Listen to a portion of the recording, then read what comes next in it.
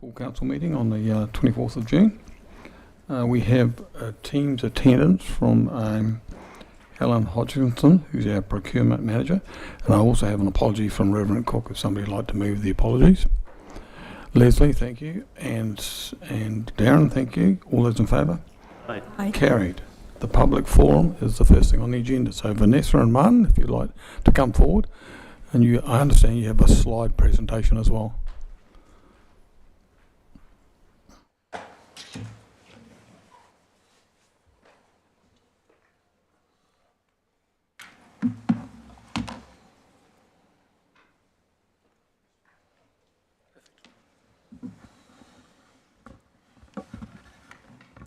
Kia ora.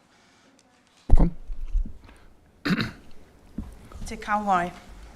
The goal of this presentation is to take you on a journey, for you to see the potential and possibilities in the aspiration, and for you to be able to relate aspects of this aspiration to your own lives, or to loved ones, people you care about, or the community you serve.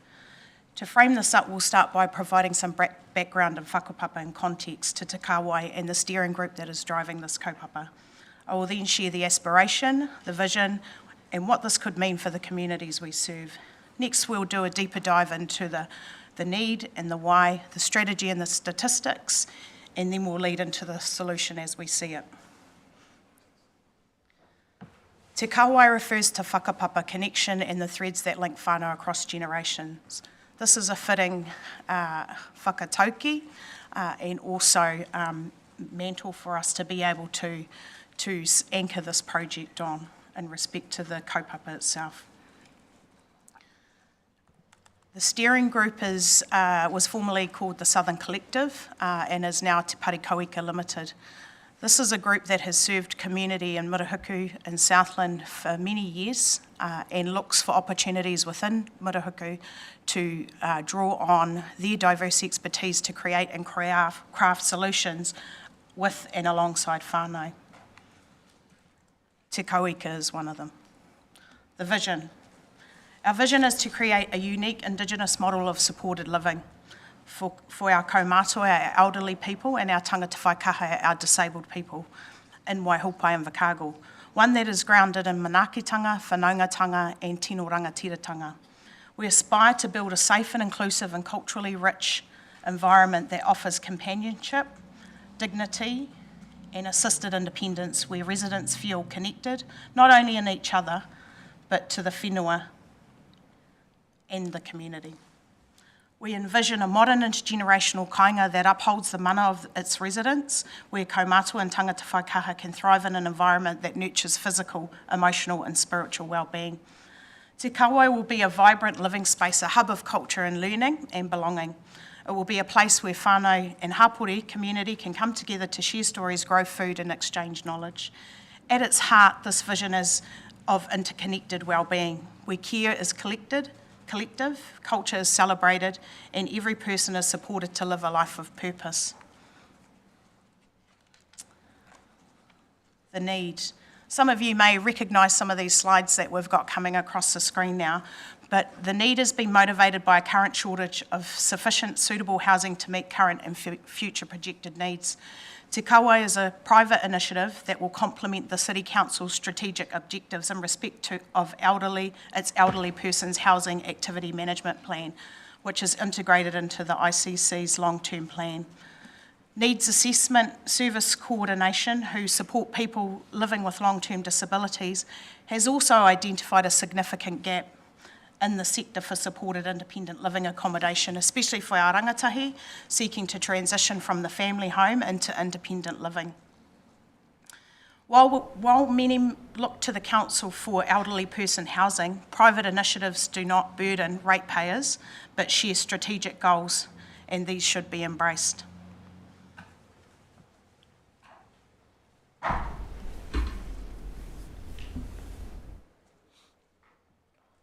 If we're looking at some of the statistics, they also show us that almost 1 in 5 households in Murihuku, someone is living with a disability.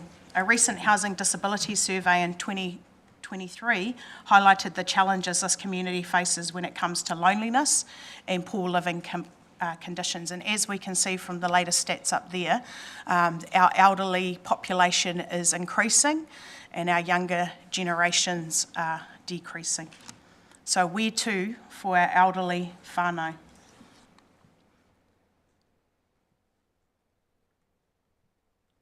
In respect to whānau voice or those living with disabilities, there is feedback that there's a lack of contact with family and friends, the feeling of loneliness, the struggle to find someone to talk with if they felt down. And this was highlighted as we moved through the pandemic in respect to COVID. There was a high level of loneliness, and we as able-bodied people understand the struggles that COVID brought for us. Imagine if you had all of those supports stripped away, or that you were isolated in your home and you were disabled with some sort of disability that was even further isolating you beyond the isolation. So what we're trying to achieve in terms of a baseline with Te Kawai in this project is companionship for our most vulnerable communities, elderly care, so some full wraparound services provided within the housing kāinga, assisted living so that our whānau can live comfortably in a space of care, and supported living so that we can transition our tangata whaikaha or our whānau with disabilities back into community and away from the dependence of the current situations, care situations that they're in. We're just going to hand over to Martin and he's going to run through. Tēnā koutou katoa. Newfield Park Reserve at 83 Wilford Street in Newfield has been identified as an ideal potential site for Te Kawai. Sharing a northern boundary with Newfield Park Primary School, the reserve covers approximately 1.8 hectares, a quarter of that designated for a playground, although only a fraction of that has ever been used. As a group, we acknowledge the mana of Ngāi Tahu as mana whenua of Waihopai, but also the mana of the Invercargill City Council as elected representatives of Te Tangata o Waihopai, the people of Invercargill. Over a period of 20 years, from 1844 to 1864, Ngāi Tahu negotiated the sale of 80% of Te Waipounamu, the South Island. Included in those transactions was the Murihiku deed of 1853, which included Waihopai, or Invercargill as it became known in 1856. This purchase of 7.3 million acres for £2,000 was increased to £2,600 when the Crown was late with making payments. Invercargill was subsequently sectioned into 100 blocks, and this is one of those blocks is where Newfield Park Reserve is currently located. A newlywed, Arthur Ennis Vivian, son of a vicar from England, and his wife Margaret arrived here within the first anniversary of their marriage in 1860 and secured 9 sections across Murihiku. One of those, Block 11, Section 19, is where Newfield Park Reserve is currently located. Despite his extensive land holdings, the first of 4 of his children was born in Dunedin, where they settled in 1861. But over the next 90 years, the bush was cleared and the grazing pasture, the land became turned into grazing pasture. There was a change of ownership prior to the housing boom of the 1950s post-World War II, and Newfield Park School was established and a reserve on the land that's marked in green on the maps here. In 2005, the merger with Rockdale Park School turned Newfield Park School into Newfield Park Primary School. And in 2013, the ICC Park Strategy recommended the disposal of Newfield Park Reserve along with other land in Invercargill as surplus to requirement. The land is listed as a Crown Reserve in Residential Zone 1. And Ngāi Tahu have a registered interest in the land as right of first refusal should the land be disposed or sold. In 2023, talking to the long-term plan, Mayor Clark said, land such as this may address the need for aged care units in the future. I'm going to pass back to Vanessa, but vacate my seat to another person who might be able to answer questions. Kia ora.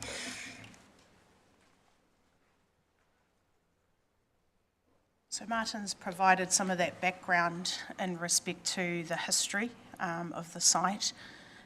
And so what we're going to move into now is the first conceptual draft for this site, and that we're currently working through a couple of working concepts in respect to our aspiration. So the proposed Te Kawai Papakainga development is expected to provide accommodation for up to 40 residents, 10 three-bedroom shared occupancy homes for tangata whaikaha, 2 two-bedroom whānau accommodation for any whānau who need to come in and support their family in that space. And when we think about that in terms of our elderly, it could be in respect to the end of life journey for them.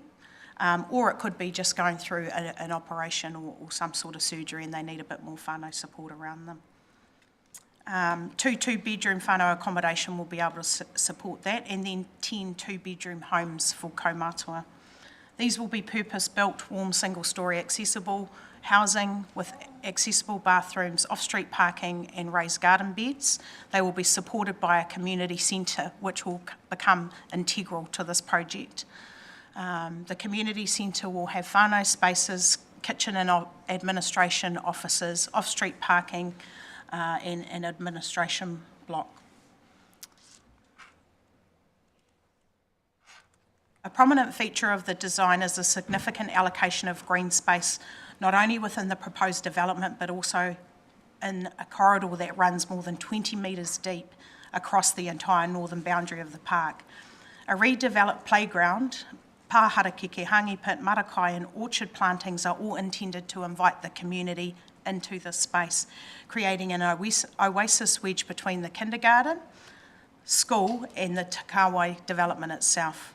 Consultation as to ownership and maintenance of this whenua will be held when the time comes, with the intents of minimising the city's cost of maintenance on this green space. The community space, as I mentioned, is going to be an integral part. It'll be the hub of the community. It'll be the cornerstone of the kaupapa or the initiative, a central hub where whānau can connect, learn, share and grow together. Designed with a strong foundation in kaupapa Māori principles, this space will foster inclusivity for all cultures, well-being and collective strength while remaining opening and welcoming to the diverse communities that already surround in the surrounding suburb and beyond.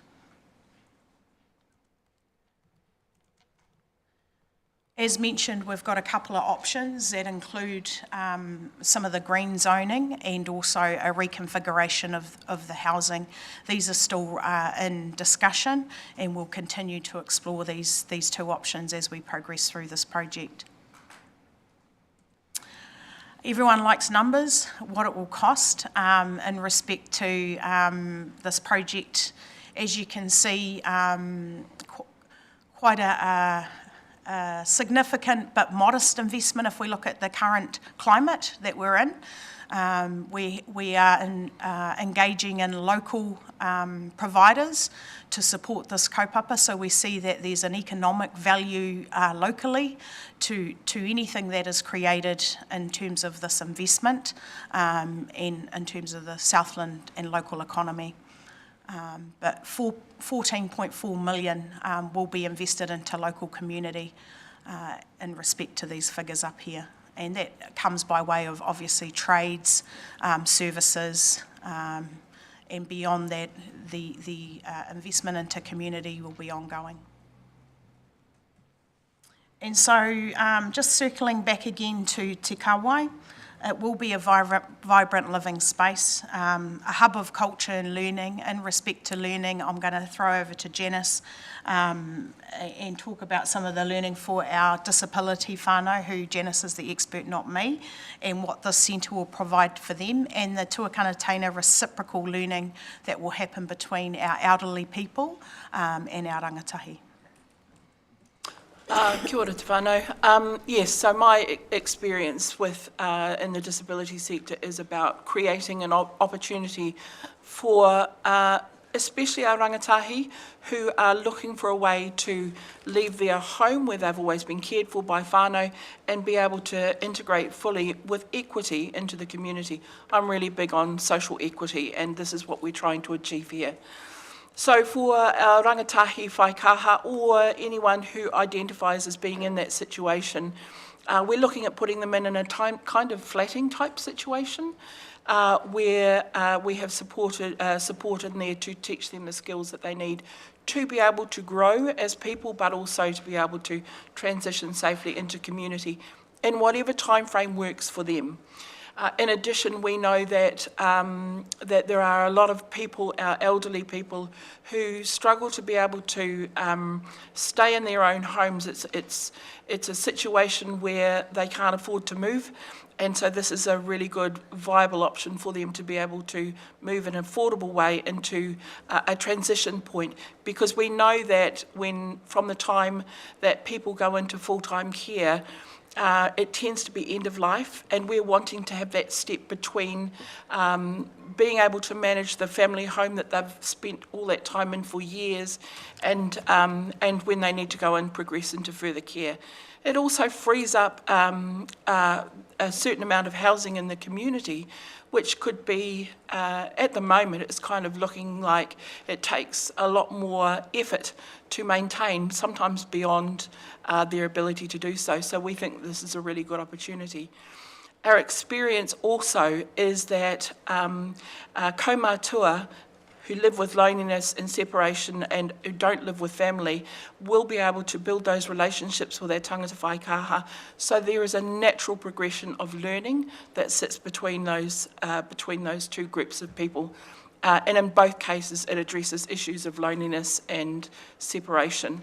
So how we see it is really a win-win for the community, but also for those two particular demographics in the community. We know that this is a unique and innovative system that we are proposing. And from my perspective, being a proud Invercargill person, I would love to see this. It's absolutely scalable, and we kind of see it as a pilot that can then go on to be rolled out elsewhere.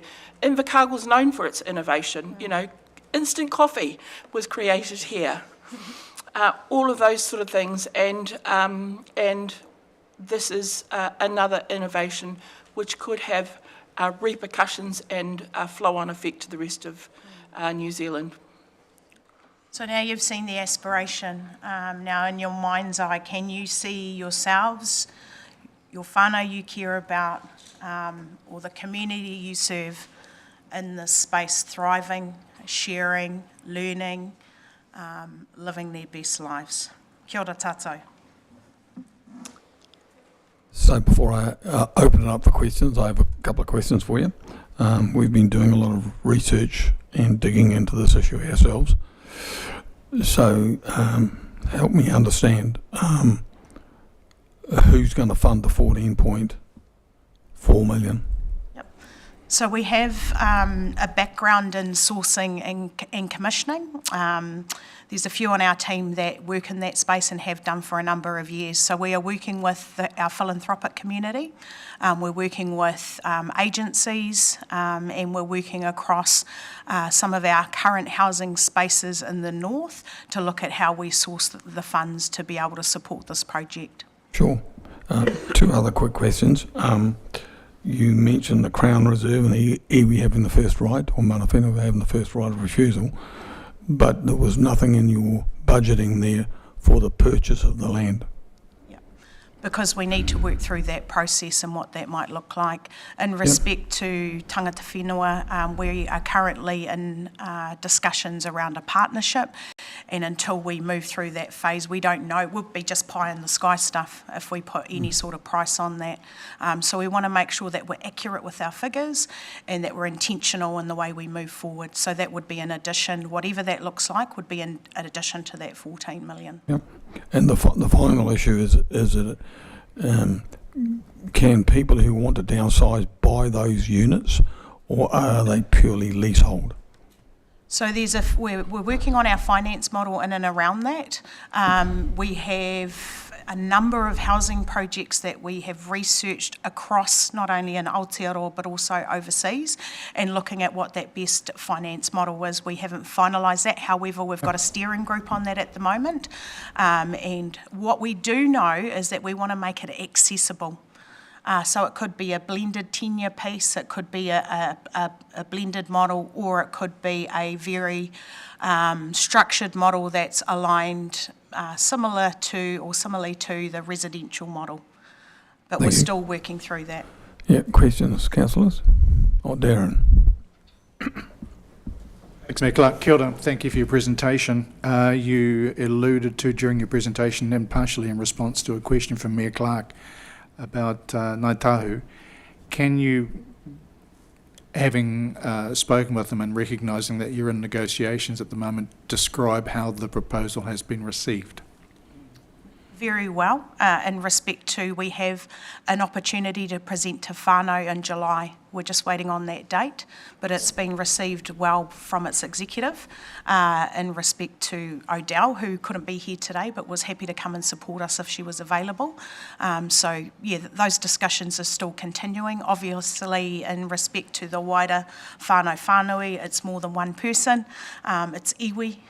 So we will have those discussions and progress through that process, but very, very favourable at this stage. They can see the opportunity, as I hope we all can at this table. It's like Janice said, it's a pioneering initiative. Currently there's nothing like this that exists in respect to the bringing together the two vulnerable communities, and in what what better suburb than the Newfield suburb? I was born and bred down here. I know that area really, really well. Rockdale Park School was probably the last best thing that happened in that space, but however, there's still potential in our Newfield community, and I think that this project will bring a vibrancy and a connectedness that is much needed. Thank you. So thank you for that presentation. I thought it was a wonderful introduction to the council of what's quite an exciting project. Very unusually for people who come and talk to us, you never actually asked us for anything. So and thank you for that. But I just wondered, what was in your mind about the role that council would play going forward? So it's really a support role. That's how we see it. We've had discussions in and around previous meetings that we've had, and what are we looking? We're looking for some champions. We're looking for some support. Obviously, when we move through some of the next phases, helping us to open those doors in terms of consenting, council processes. Janice might have a bit more to add to that. She's right across the council space. Yeah, not really. That's probably what we're looking for, more in-kind support rather than financial support at this stage. This is something that we feel really proud to present, and we want Invercargill to feel proud to present it as well. Grant. Yeah, thanks, Mayor Clark, and thanks very much for your presentation, really inspiring. Just with regard to, with the elderly housing, we have a qualification process, I suppose, that people have to work through. How will people, get chosen or become able to live in the village? It'll be an application process, and it will be needs-based, and it will require whānau support as well. But, we're quite a long way from being in that space yet. So at the moment it is a concept that we are pulling together to show how it might work. And just the same as tangata whaikaha, we know that there are a huge that's an area of huge deficit, which is creating a tremendous amount of mental health issues among our tangata whaikaha. But it will be, everything that we do in there will be on a needs basis, that we decide on who's doing what. In respect to that question, what we do have, however, is a team of experts on board, and we have a range of different initiatives, different but similar, that have provided us with some modelling and some criteria and some policy, and so we have a bit of rubber to hit the road with in respect to that. However, we want this to be accessible, but we also want it to be unique in the respect of how it's accessed, and that there is a criteria that will be needed. Leslie. Thank you, Mr. Chair. Sorry, I beg your pardon. It's okay. You want? Sorry, may I just speak to the council, to the Mayor's question in regards to the ownership model? Janice and I have done quite some work on this. It's a model that's evolving, but the intent is for the residences to be owned by a non-charitable trust, and that the inhabitants will have a right to inhabit purchase, similar to a retirement village. We're working through that in line with what government sets as provisions so that we can register as a social housing provider. But the intent is for the ownership of the residences to remain in the ownership of the trust, and for the kaumata to live as residents and a right to inhabit until they're no longer able to, and for the whaikaha, the disabled residents, to live as tenants renting. I beg your pardon, Leslie. Thank you for that. Leslie. Thank you, Mr. Chair. Kia ora. And congratulations on the presentation. It's an exciting and innovative project, and it's got a lot of social good aspects to it. But slightly contrary to Deputy Mayor Campbell, and cutting to the chase, it does seem to me that you are asking council to do something today, which is to move the property you have identified as ideal from being on a disposal list to the next stage of being at the top priority of our disposal list to initiate the disposal process. You've indicated that you're aware that probably means the first offer does need to be to Ngāi Tahu because it's Crown Reserve. You're already speaking to that, but it seems to me that you are asking us to actively move that property into a disposal.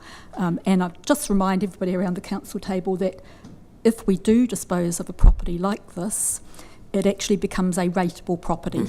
At the moment, it's a reserve where we do not earn any rates income. One of the reasons that we some time ago identified a disposal list was because we did have a significant number of properties for which we were not able to charge rates, and there were many properties on that list that have now become rateable properties. So just seems to me, cutting to the chase, that while it's been a wonderful presentation, it's great to see exactly what's encompassed, and good to talk about how the residents would live on the property and so forth. But it seems to me, if you've identified what you are envisaging as the ideal site, then the next stage in many ways is its council site. It's already highlighted as possible disposal. Are you asking us to move it to the next stage? Yes. Thank you. It's a matter of knowing how to frame these things. Thank you, Leslie. So the answer to my question is yes. Yes. Thank you for that. Barry. Thank you very much for your presentation. It was very good. I've just got one question. Is this project, the housing, open to all the community or just Maori and Iwi? All community. Yep. It didn't sound like that, that's all. Yeah.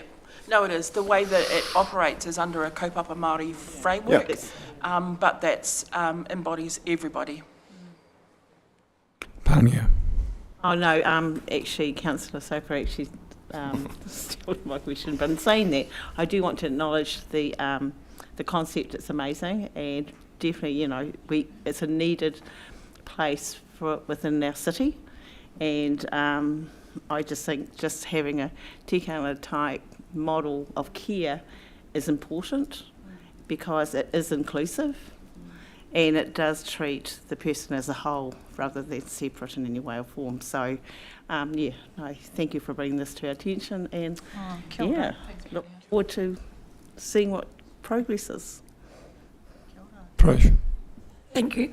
Mine's already basically been answered. It's around criteria. That was what I was interested in. Again, I congratulate you in bringing this. I grew up at the top of the hill at Metzger Street, and it was always the place where you went through to go to the dentist and try to play on the playground as you went through.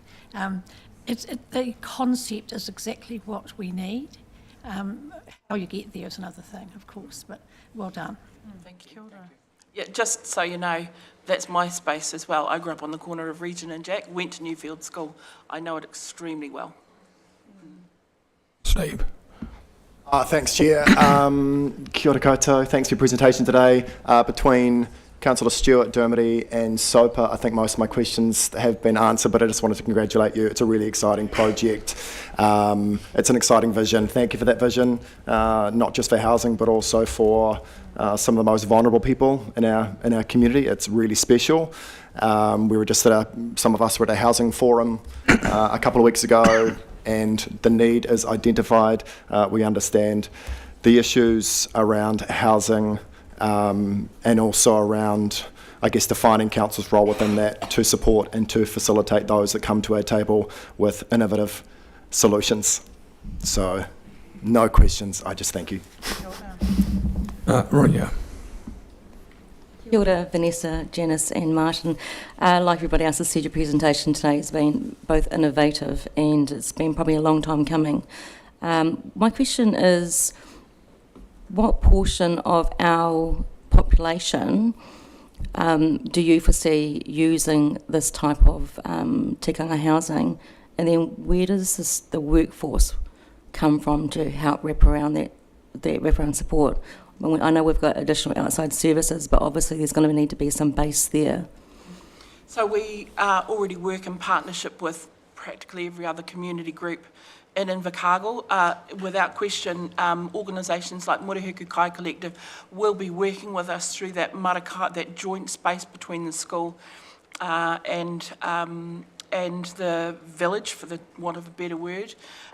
We're wanting to be able to invite people into this space and share it with us, and we have I envisage a really good relationship with the school as well. You know, while it will be a standalone space, we have positioned it really carefully in there so that we have the supports around it, the infrastructure around it, from the shops on Centre Street to its 600 metres from that space into Peacehaven.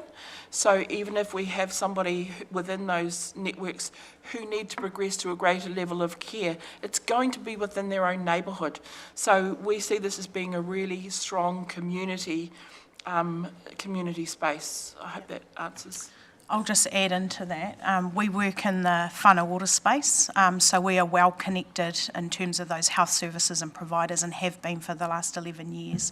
And that's not only locally, that's nationally and internationally as well. So our reach is right to the very edges of not only Te Waipounamu but Aotearoa. We have a network of champions within that whānau ecosystem that are there on hand to support us as we move through this project, and have done so to assist us to get us to where we are today. In terms of the workforce, we know that there is a much needed opportunity for all community to be able to engage in meaningful employment, and we see this as one of those opportunities. We know that this will give the local economy a boost, but also it's not a one-off, it's enduring. It'll be ongoing because there is a service that needs to be provided and on an ongoing basis. So we see this as a key employer as well as provider. But also in terms of innovation, really attracting that innovator to the south and say, actually, you can do something like this in the south. This is what's being done, and paving the way potentially for others. Thank you, Councillor. If I can speak to the first part of your question, with only 40 residents on site, it won't turn the dial far. In terms of the whaikaha, the disabled community, it may.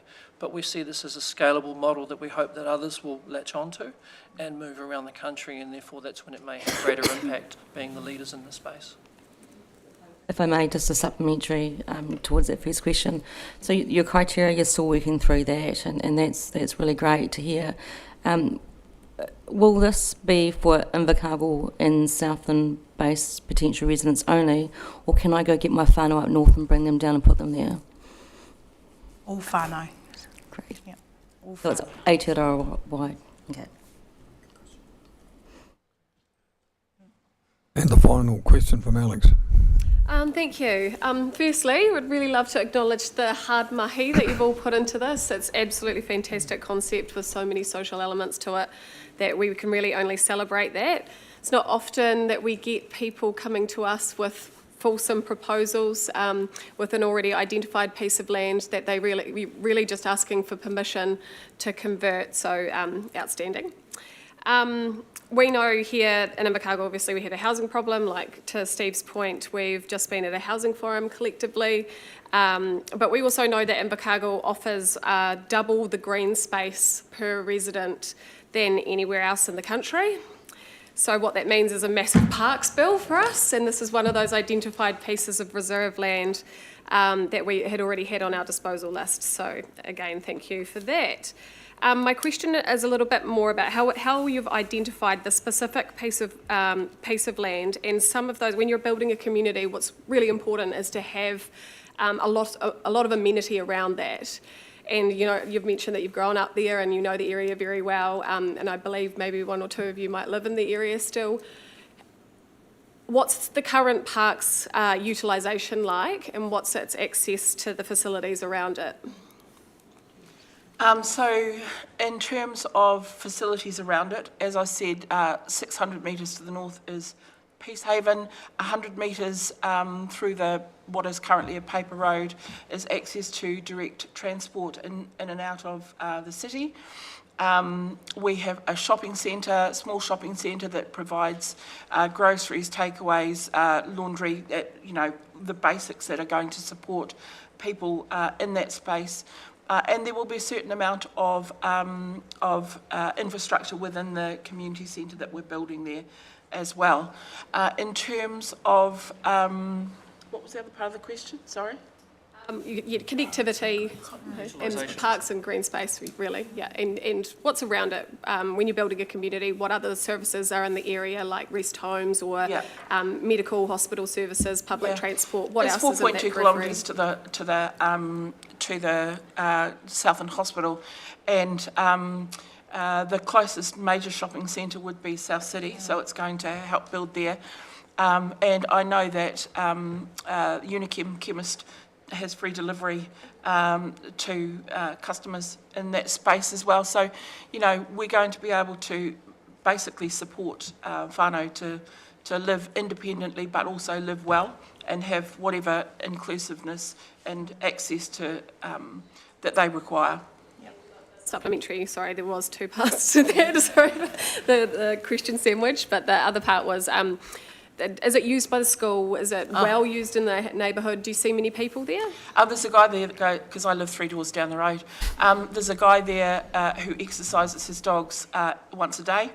And in the 64 years that I've lived in the area, I've seen people playing touch footy on it maybe a couple of times.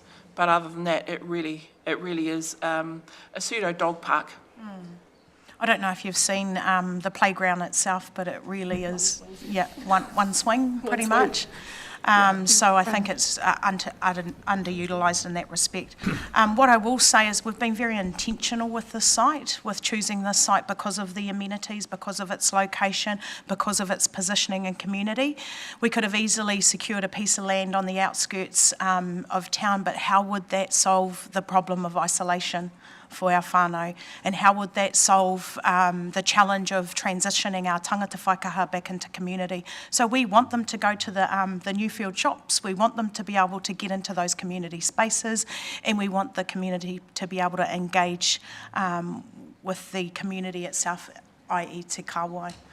So that we've been very intentional around that space. We've done a lot of research into other spaces that potentially would have that same makeup or mix in terms of community collective. However, we've got a line of sight to the Newfield Park Reserve because of all of those things we've talked about.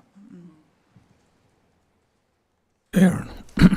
Thanks, Mayor Clark. For councillors' information, I've asked for, as we know, we can't discuss anything until we get a paper. So I've asked for a paper on what we can do around that reserve to come to the next Community Wellbeing and Regulatory Committee. So it gets it on the table for discussion. Thank you for the presentation. Thank you very much. Thank you. Thanks for the opportunity.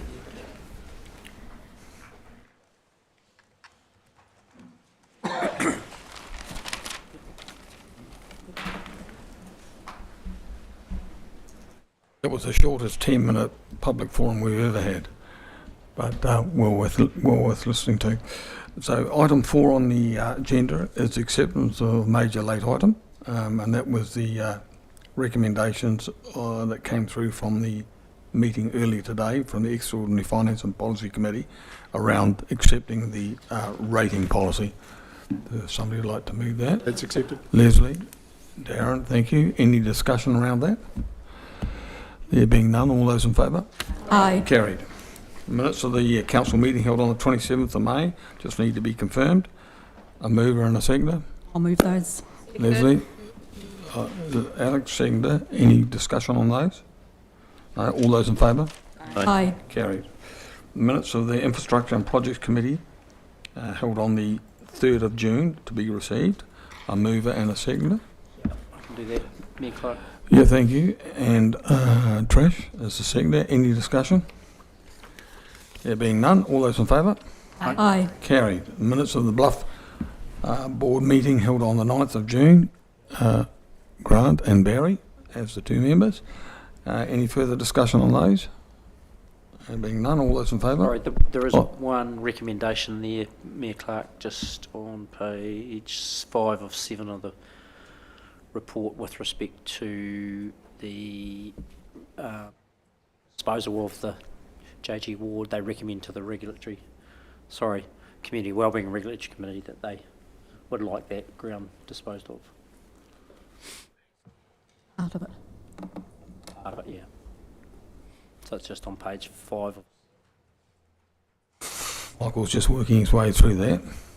Through yourself, Chair, that's a recommendation to go to the next committee meeting of the regulatory That's right. community Yeah. wellbeing. So Yeah. that'll go through there. Yeah. Not And to then here. back to council. Yes. Yep, got that. Okay. Any further discussions? All those in favour? Aye. Carried. Minutes of the Extraordinary Council meeting held on the 10th of June, just to be confirmed. Darren, Leslie, thank you. Too slow, Tom. Any discussions? There being none, all those in favour? Aye. Carried. Minutes of the Community Wellbeing and Regulatory Committee held on the 10th of June as well. Received. Yeah, thank you. Darren, second, Barry. All those in favour? Aye. Carried. Minutes of the Risk and Assurance Committee held on the 17th of June. Move that way. Leslie, I can't. Barry, Grant, as a seconder. Yep, and it does have a recommendation with it. Move the recommendation also. Thank you very much. Seconder for that, Barry, with the recommendation. Sorry, it was a Grant, sorry, my mistake. Yeah, I'm happy with that. Yep, thank you. So the recommendation is that it receives a report as evidence of Invercargill City Council management on workplace health and safety risks. So any discussion on those? No. All those in favour? Aye. Carried. Notice of motion, Coopers Creek and Sandy Point Domain Management Plan. So this was a commitment that I gave at the last meeting, full council meeting, when this matter was raised, and Jeff Smith came along and sought to have us reflect in the minutes what we had verbally said, or I had verbally said at a preceding meeting in September last year, which was, while we had a limit in there, a maximum of 35 years, that there was nothing to stop the licence holders coming forward at a later stage to a future council and to seek a further period. I think this has 2 benefits.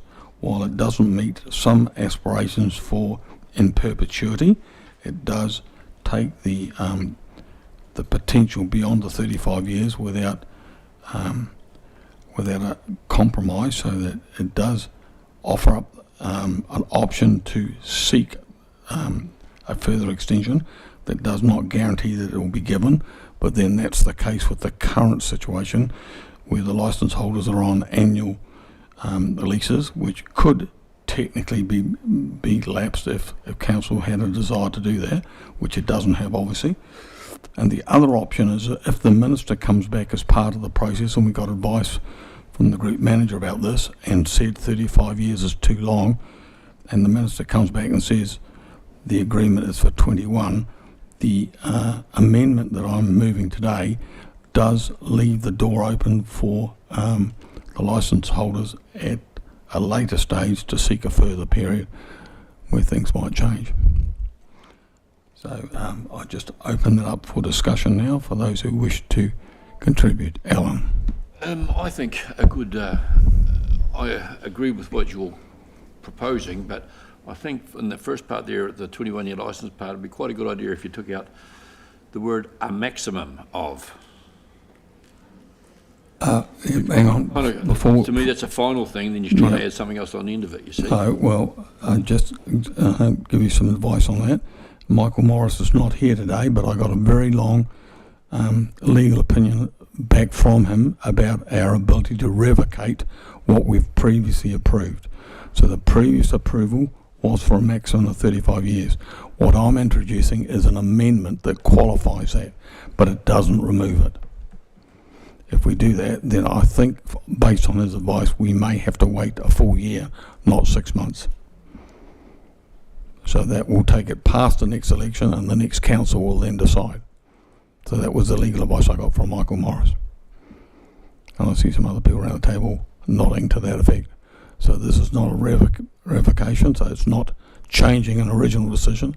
It's just seeking to clarify what our intent was. Given that we've got a paper later in this cycle today that does clarify some inaccurate recordings of the motions that were moved on the day, and there were a series of them. Yeah, Michael. Through yourself, Chair, I just want to remind Council that once there's a notice of motion in relation to put to the table, it's not able to be changed. So as it stands, that is the motion that's been put forward by the mover. Further discussions? Yeah, Tom. So I support the notice of motion, Mr. Mayor. It's not clear reading it though whether you intend that the last paragraph, which is in italics, whether that would actually be included, intended to be included in the 10-year plan. Oh, so it's a management plan. So whether that would actually be included in the management plan, or whether this minute would stay as a resolution in its own right. So again, I can comment back to that. So the third paragraph in number 2 is actually the bit that I'm putting forward.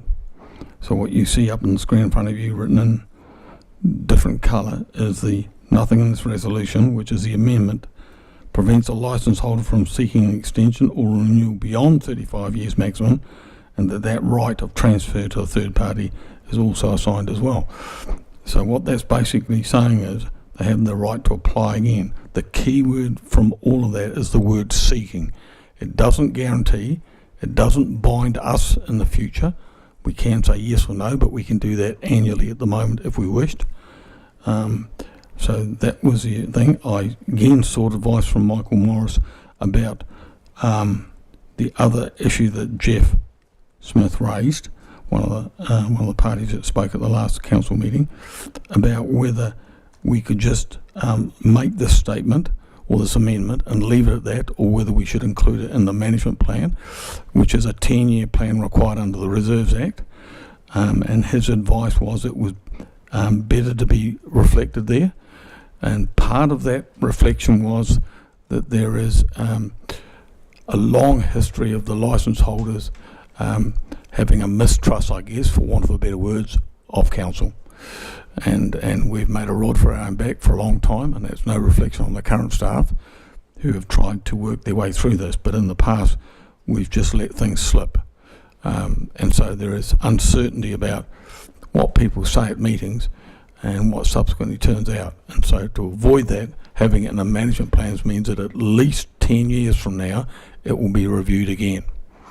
And if our commitment changes or the licence holders have a change of heart on something, they can address it then. It doesn't allow it just to go on for 35 years, and again, we end up with trouble at the end of that period. So his recommendation was to include it in the management plan, and I see Rex in the background is nodding. Yeah, Darren. So just to clarify, the management plan is only ever going to reflect what these decisions are. The second you change the decision, the management plan will be altered. The management plan is not the tool for change. It's a mirror that shows what the decision is. Casting my mind back to the meeting, I can understand why there's clarity being sought, but I'm also slightly nervous that it gives the implication, no matter what the words say, gives the implication that there is a chance to have some right of passing it on in perpetuity, and that's I'm really unsure about that, and I think the chance to review it at this stage falls a little early in the process, but we've got a notice of motion, so we can try that. That might be challenged. Like I say, I understand that nothing in the resolution prevents a licence holder from seeking an extension. That was always the case beforehand. And sometimes writing more creates a rod for your back, and that's what I'm really nervous about. Okay. Just as a reflection on that, Darren, it seems to me that we have a range of views coming forward from the leasehold group. Some would like freehold, others would like it in perpetuity, which means technically, if you want to be silly about it, 100, 200 years, whatever. Then there are others in the debate that say, well, they've got an annual licence, let's just keep it at that, and every year we end up negotiating with them. And I don't think anybody wants the annual stuff. It's problematic. But again, I think the general principle should be they do no harm where they are at the moment. Some people might argue against that, but they do no harm and have done no harm. And on a very, very large reserve like the Sandy Point Domain, they are good ears and eyes on behalf of the community for council. Absolutely wouldn't question that at all, Mayor Clark. Yep. I think the chance to purchase freehold completely ignores the fact that, first of all, the land must be offered to Ngāi Tahu, so the chance to get freehold's pretty slim. And nor could we offer anything in perpetuity without arousing the ire of the minister.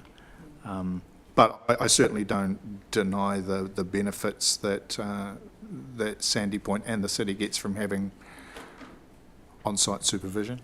Sure. Rangi. Thank you, Mayor, and thank you for your effort to try and clean this up.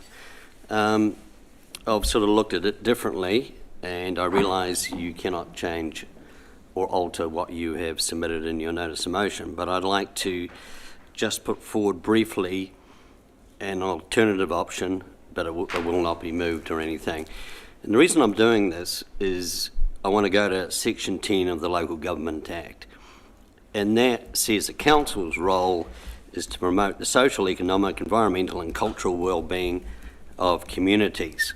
Coopers Creek is a community, no denying that. Just like Waikiwi, Strathern, Hargis, you name it, Rosedale, wherever. They are a community and we should respect that right. So I would simplify 9.3.211, which is up there, to read, residential occupants of the domain with an annual licence to occupy will be granted a 33-year lease with rights of renewal for further terms of 33 years with the right to transfer to a third party. And the reason I'm stating that is in February last year, Council received legal advice, and this legal advice states quite clearly this is a statutory, refers to the Reserves Act. What it basically does is there is a statutory prohibition upon the use of reserve for permanent or temporary personal accommodation without the Minister's approval, contained in Section 44(1) of the Act. There are exceptions to this prohibition to allow personal accommodation of buildings set aside for such activities as ranges, camping grounds, huts, cabin, shelters, lodges. Section 44(1)E provides further exception for areas defined on management plans prepared under Section 41 and for the time being enforced. This exception would mean that if the Sandy Point management plan was amended to allow for the Coopers Creek cribs, then that would be permissible under Section 44 of the Act. So it would comply with the Act, the Minister would be happy, all would be good. But obviously we're working with this notice of motion at the moment, but if I'm around in the months to come, then this is what I will be seeking. I just put that in front of you, but thank you for putting this forward, Mayor.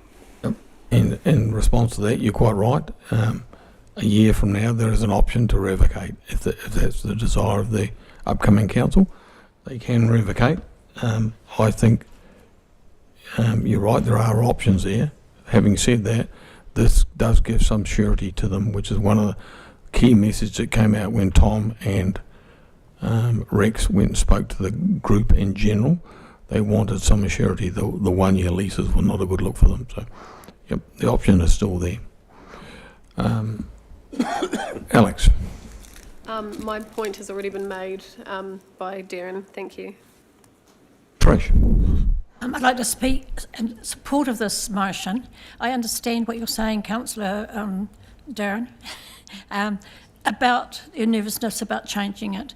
But in terms of the community, I think the word seek, seeking an extension or beyond that is possible. I think that gives them some confidence that this isn't necessarily going to be stopped.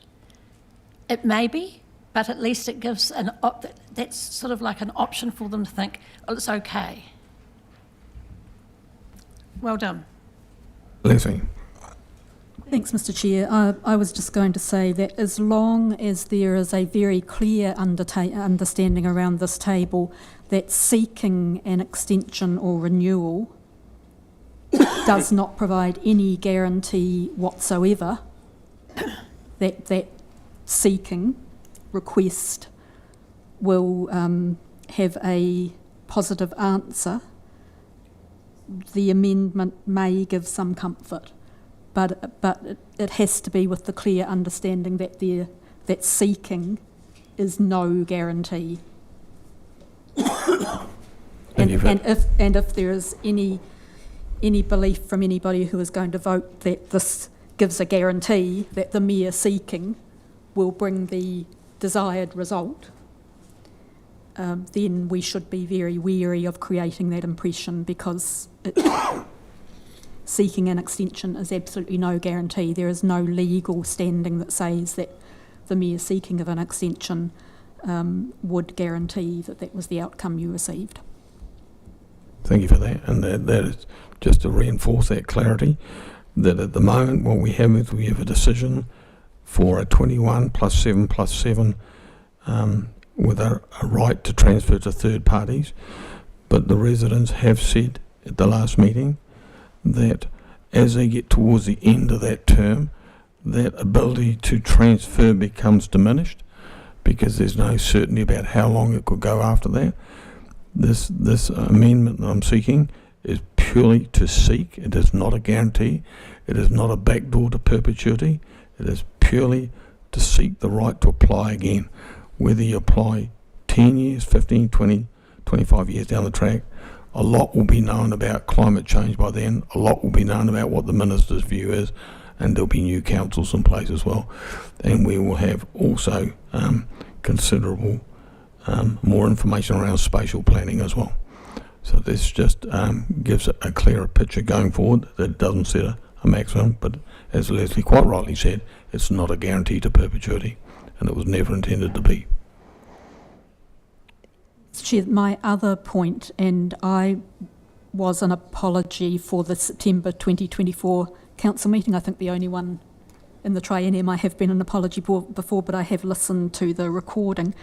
And it seemed to me that any implication given was that any such seeking would happen in the latter years of the period. Yep. actually isn't included in the motion we're currently looking at. There is a slight risk that we may, by passing, well, there is a risk, I won't say slight, a risk by passing this that we will be inviting the seeking to happen from year one onwards, rather than what I think is the implication that it would happen in the last 5 or 10 years. That's the way the motion is written, so if we pass this amendment, we could be inviting several, or in fact all of the licence holders within a short period to seek the extension. Yep, well, certainly, again, the message I'll clearly give today to the licence holders that are present is that is not the intention of this resolution. The intention is to maintain beyond 35 years their right to seek an extension. If they come back next year as a group, or a big chunk of that group, and apply after year one for an extension to 35 years, you can pretty well gauge what the response will likely to be. We don't want annual debates on this. That's why we've moved away from annual licences up to what I consider to be a very generous 35 years. So that's for the records. Any further discussion? All right, I'm moving the motion. Obviously, a seconder. Tom, thank you. Any final discussions? All those in favour? Aye. Anybody opposed? Yeah, Ria opposed. You want that recorded? Yep, thank you. It's done. I'll abstain because I wasn't at the September 24 meeting. Okay, got that. Thank you. Okay, on to the item number 12, which is the procurement policy further discussion. Being mindful that on item 14 we have the discussion in relation to the United Nations Security Council Resolution 2334, but at the moment we have the general discussion about the policy that I left on the table at the last full council meeting, and that was primarily around the issue of diversity and whether it should be included. And so we've now got Michael's going to talk to that, and we'll have some overheads, I understand. Thank you, through yourself, Chair. So I have in the room today the GM of Finance Insurance, Trish Christie. I also have online our procurement manager, Helen. So they will go through a presentation, but the presentation is very narrow in relation to it as just the section that was mentioned at the meeting as requiring further discussion. So we'll allow for a Q&A session in relation to that, but I do ask Council if they can keep the questions limited to that particular section, because that was what was discussed as being the reason for leaving on the table. I would propose them that staff move away and you can have a debate from there on. So I'll hand over to, I think it's Trish, you're going next. I'm going to start first. So thanks, councillors. So I want to introduce Helen to you, who's a procurement manager. Now, she has come on board in the last year, and this is the reason why we have chosen this time to update the procurement policy. But she's going to talk you through that particular section, which I'm now calling social wellbeing outcomes in our procurement, and about how that has changed from the existing policy, which we're currently undertaking now. So, Helen, can you see the slides? I can't, but I've got a copy here, so yeah. Hopefully just tell me when to move forward. We're sitting on this one after the cover page. Okay. So just to cast our minds back, so first of all, hi everyone, councillors and Mayor. Looking back at the procurement policy of 2021, there was a council report that was adopted for consultation back in September 2021. Following the workshop, councillors agreed that they supported social and sustainable procurement to support community wellbeing being included within the policy, and the following areas were deemed as priorities: so supporting local business, supporting disadvantaged groups, and enabling improved environmental outcomes. Council chose to consult in relation to the introduction of the social procurement factors And the council report, ultimately the adoption of the policy in December 2021, 14 submissions were made with the minor changes suggested. One change was made following consultation to reflect the purpose of local government from the LGA 2002. So you go to the next slide. We are. Looking at this policy, in the report that councillors had reviewed, we noted that social procurement terms had only been rarely used up to now, and noted the gap in information as to whether suppliers, particularly local businesses, gather the information needed to inform social procurement. Recommended this is a step towards greater alignment with the central government procurement guidance, and the new policy does not require more of either council or businesses in the space of social procurement. Instead, it recommends a pragmatic approach to put council in a stronger position for the future. So on to the slide that compares what we said in 2021. Now, councillors, I'll just jump in here. Helen, councillors, this is the one that you've got in front of you. I recognise that the text would be too small for the screen. Yeah. Do you want me to go through it line by one, Patricia, or shall I give everybody a minute to review? Some don't go through it line by line, but maybe summarise where the 21 position is versus the 25 position, Helen. Okay, so if we just go through where it says stage one, purchase planning broadly consists of the 3 stages. If you look at where the little lines are highlighted there, we've got to identify social procurement and sustainability goals. Some possible examples being diversity and disability targets, so tangata whenua and young people, people exiting correctional facilities and ex-offenders, lone parents, female workers into male-dominated roles, people who are not in employment. Also covers business development and local and regional business, small startup businesses, Māori business and businesses actively achieving diversity and disability targets, and as well of reducing carbon footprint, energy efficiency and renewable resources.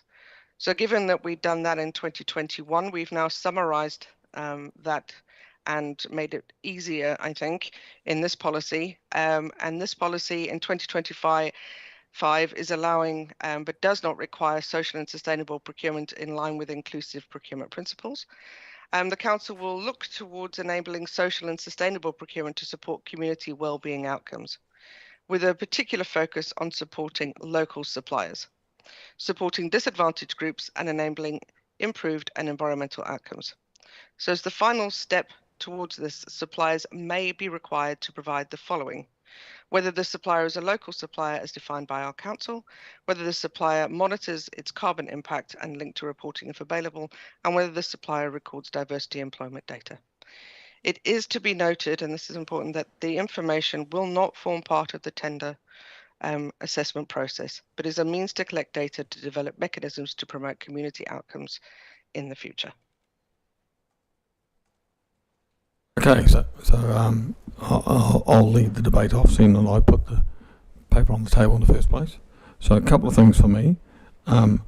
If I was a tenderer looking at tendering for work and I wasn't providing or collecting diversity data and I didn't get a contract, I would wonder whether the final statement is actually true, that you're not going to use it for tendering purposes, because if you're not using it to filter incoming tenderers, why do you collect it? Or why do you want me to declare? The second issue, I guess, is does council collect the same data? And I know the answer is no. The third part of that is, what is diversity? So diversity comes in many different forms, and unless you want to clarify what it means, it creates problems. So diversity in the broader sense generally means that you reflect the community in which you live. So for argument's sake, on gender, we have roughly half of our population are female and half are males. That we have 20% plus in the disability sector, that we have 17 or 18% that are iwi, and so on. Or for other people, diversity means you reflect your the group that you're servicing. So for argument's sake, if you think about the government sector, somewhere like a rangatamariki that deals with children in care, they will tell you that 70% of the children in care are iwi, So they strive to make sure that the services they purchase and the staffing that they develop have a greater diversity towards iwi because of their client group. So just using the word diversity means many things to many people, but if you're not going to use it, then why have it in there at all?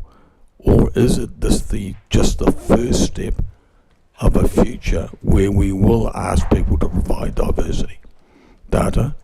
And if that is the case, then we should declare that. So, through you, Mayor, Yeah, you want to answer I've got a first, few Mike? hands up. Yep. Just through yourself, Chair, before my staff answer, you mentioned you wanted to go into debate. Do you want staff to be in a Q&A in relation to it, or do you want us to pause and just leave it in? Just want to check that position, whether it's a debate or whether you want Q&A. Well, I mean, you can have it either way, but at the end of the day, we need to make a decision on whether we accept this procurement policy document. And I think there will be some people around the table, and I don't know the numbers, so I'll leave that open to a declaration, who will say they won't accept the document while it's got that final criteria in it which says whether the supplier records diversity employment data. Thank you, Chair. I was just clarifying whether you wanted us to provide an answer or not. That was all. Well, no, I was just making a statement of the reasons why I felt it was important to come back with this document and not just accept it at the last council meeting. So I'll now leave it open for people to make statements, or alternatively to ask questions of staff. Being mindful, if you make a statement, the staff will not respond. Yeah, Tom.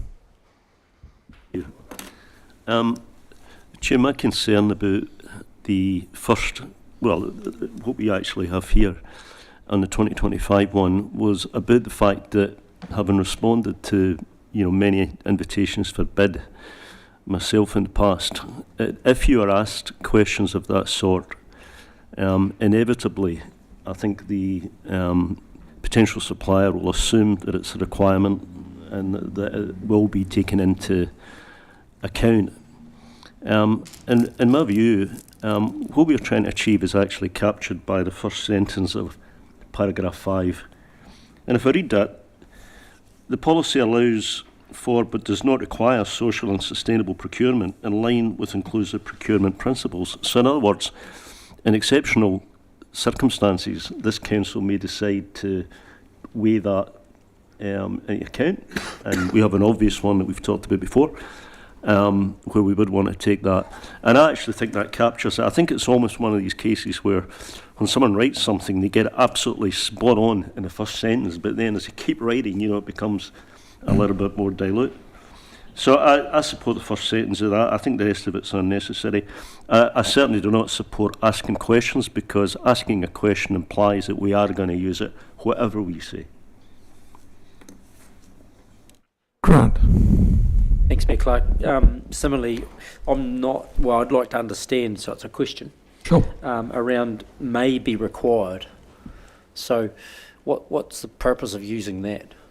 So depending on the procurement, so the process for undertaking a procurement, and Helen's going to jump in if I get this wrong, is that you would do a procurement plan. At that time, staff will determine whether they want to use social procurement principles in this particular procurement, whether they have a focus towards using local, and will score a response based on whether they're using local suppliers or local subcontractors. But as part of that, there may also become times, and we have had it in the past, where there is funding on a project, and that requires us to report back on certain social outcomes, which include diversity. And that's when we would actually put that information, are you going to have that? Because then we would enter into discussions with the funders to say, actually, we're finding the supply market doesn't actually have that information. And then we can work with the suppliers that are successful to have that information so that we can meet our funding requirements. Helen, from your experience, is there any other situations where we would want to ask the question about whether suppliers had that diversity information? No, I think you've nailed that Patricia. I think it's a general term that's used by both central and local government alike currently. Oh, yeah, follow-up question. So staff would decide if they do or not? It's Not part council. of it's part of the staff. So this is a policy which staff will work under. So it says they can choose to use social procurement. We're not mandating it, but there are some things where there is some outcomes which we would seek to get which fit to that. So then secondly, to the comment around funding, so your concern would be if we don't collect this data, we wouldn't be able to get funding for some projects. Can you give me an example of that? I'm pretty sure if I'm at Stead Street, the Stead Street Wharf funding, so the shovel-ready funding had specific requirements in relation to suppliers on that. As did the Better Off funding from central government. We had social outcomes which we had to measure against, which were additional to what we would normally do. So social outcomes are different to this sort of data, though, No, aren't they? no, it's included this sort of data as well. I don't think shovel-ready included mana whenua, from all suppliers, how many suppliers, were we advancing certain aspects of the community. So I'll just explore that question a little bit more, Grant. So, Patricia, are you telling me that, I mean, I can understand if a government funds a council and says a condition of the funding, Shovel Ready was a good example, that there are certain criteria you must meet. So one of them would obviously be a preferred use of local suppliers, a preferred use of iwi providers, that came as well, and also be able to show some diversity, whatever diversity means. So surely that would be part of a contract that initially went out when you were seeking expressions of interest. This piece of work has government funding that requires the following information, please provide it. But you're asking here for a blanket on across just about every tender that we do, potentially to say we want to know in advance, not whether you've got any, and not whether you're going to provide us any data, just whether you collect it. We don't want that. We don't want the information. We just want to know that you collect it. Helen, can I ask you, I think the word, I want to just confirm my understanding is correct. We say suppliers may be asked to provide this. So that gives us the flexibility to ask for it. If we don't have it in the policy, then it makes it harder to ask for it when it's going additional to what's in our policy. Correct. Well, just as a response, I guess, putting aside the external funding that you referred to, which is the government funding, why need a policy to ask for any diversity indication if it wasn't required by a third party? So are we just going to have a discretion in there that says we will ask providers A, B and C whether they collect? We're not asking them at this stage to provide it, just whether they collect it. Correct, just whether they collect it. Given that we don't collect it ourselves. At present, we don't collect it. It's not our intention that would continue. The other issue is I think, which I'd just like to explore with you as well, you said that we sometimes, when we do tendering, we promote social wellbeing, but the reverse can also occur. So that's the question. So somebody tendering can make a claim themselves without us promoting to say, actually, if I get the tender, I can do some social good because I'm employing local people, I'm employing disabled people, whatever. Does that need to be part of the initial push we put out, or is that the door open that they can present that as part of their presentation? Helen, do you want to ask that one?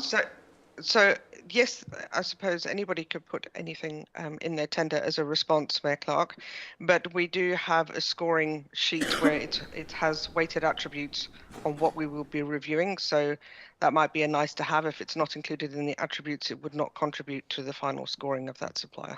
Okay, thank you. Leslie. Thanks, Mr. Chair. I'm going to go back to the 2021 policy, 1.1, and point out that under the 5th bullet point there, we have identify social procurement and sustainability goals, some possible examples being diversity and disability targets, e.g., and then there is a series of e.g.s in some detail. Then we come down to the next bullet point that says business development, e.g. local and regional businesses, small and start-up businesses, Māori businesses and businesses actively achieving diversity and disability targets, and, third bullet point, reducing carbon footprint, more examples. Right, then we come to the 2025 part. So no active steps. Just the commitment there that we're going to identify these things. No active steps about how we're going to just do it. What are the first steps to even knowing if the data is being collected? How would we even activate this? Then we come to the 2025 policy. It's a simpler version in that it actually takes out the EGs. It still refers to requiring social or, no, it explicitly says the policy allows for but does not require social and sustainable procurement. It then goes on to say, as the first step towards this, suppliers may be, and that legally means may be or may not be. It is our judgment whether the may happens at all. Be required to provide the following in order to better understand the information available as the first step. We need a first step. If we are ever going to move our procurement policy on from words that say we're going to look at social procurement and sustainability goals to the actuality of how we're going to do it, we need a first step. The first steps then proposed is whether the supplier is a local supplier as we define it, whether the supplier monitors the carbon impact, whether the supplier records diversity, and I would probably add in, and disability employment data. They are first steps. To actually know whether the data is being collected, and if it is not being collected, in the small number of examples we would ask if it was being, because we would not ask this of every contract. We would be trusting our staff, as has been explained, to use their judgment on which of our procurements were the ones where we needed to ask this question as a may or may not. We would then have the basis to say, it appears that none of our tenderers are even collecting this data. Are we concerned by that? How can we encourage that? At the moment, we don't know. So we have a commitment to say we will look at social and sustainable procurement, but we don't even have the first steps of knowing how we would actually functionally make that happen or include it in our policies, except possibly coming back every single time our staff thought there might be a particular tender that needed to have something else specific put in the tender document. It just seems to me a very straightforward move on from our 2021 commitment to a 2025 first step. Do we even have tenderers collecting the data to make what we would like to see relevant? Is a sensible process, and when we're making it abundantly clear that this is a first step, it is not part of the requirement of tender. It is asking a question for actual information purposes. Council might then act on that information or total lack of that information and think it was a good idea to then encourage our local industry or a wider range of our usual tenderers to actually produce this data. But if we don't start somewhere with a first step, we might as well not even refer to it in our policy. Because if we don't take the first step, we're never going to move it any further. If we're so frightened that there'll be a company out there who thinks, oh, they've asked whether we record diversity and disability information, we'd better not put in a tender at all because we don't. Then they can rewrite our entire procurement policy. Alex. Thank you, Chair. In my mind, the 2021 policy is obviously considerably far more prescriptive than the 2025.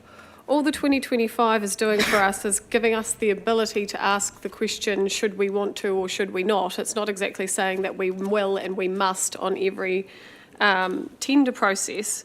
Helen, my question is for you, and really just understanding this is the societal norm, right? So we're not out of the ordinary by asking this. This is the majority of all councils, and not just that, but other commercial entities will ask these sorts of questions of tenderers, putting in tenders for throughout the process. You're correct, Councillor. It's global standard now, and done across private and public sector within New Zealand as well. So for us to remove it, I don't actually know what's going on here, some sort of virtue signalling, we would actually be out of the ordinary. Agreed. Thank you. Right. No? Tom? Yeah, I think the words that I particularly find difficult are as a first step, which, and Leslie used that term too, as a first step implies that we are moving towards a final step. And if I look at the words of the 2021, the dot point that Leslie referred to was identify social procurement and sustainability goals. Well, this council has never done that, as far as I know. I mean, we don't have a policy in that, as far as I know. And adopting that would naturally flow then, cascading from that would be things like this, asking questions and so forth. But when you start doing, as a first step for implementing that, when we actually have never agreed those as a council, as far as I know, I don't think there's any policy on that council has ever approved. And I would have thought that would have been the first step, that it would have came a policy would have been brought to the table and approved or not by council, which would then cascade. Collecting the data as a first step clearly implies to anybody who reads it that there is a final step, which is that policy is implemented, and we don't have a policy. Easily. I think Alex was indicating before I did. You're welcome to take it. Okay. I'll pick it up. Okay. What I was just going to point out is that the 2025 policy is actually clearly worded to say the first step is a means to collect data to develop mechanisms to promote community outcomes in the future. In other words, it's a first step to collect data to develop mechanisms which would be done by council. This data, or lack of data, would come back in a report to council to then consider whether we put in mechanisms as part of our procurement policy, or however we might decide to do it in the future, to promote community outcomes in the future. It doesn't mention a final step because it's talking about a first step and what that first step is a means to, which is to develop mechanisms in the future, which might mean developing mechanisms that said, yes, we'd like our tenderers to provide this data on every tender, or it might be, oh, nobody collects this data, so we won't write a policy that says that we're even interested in seeing whether this data exists in our tenders. But it's a first step. There's the answer on what it is a means to. It's not a first step that says the final step is we're going to demand this from everybody. It's a first step that says we want to collect some data so we can then look at what it means for developing possible mechanisms for the future.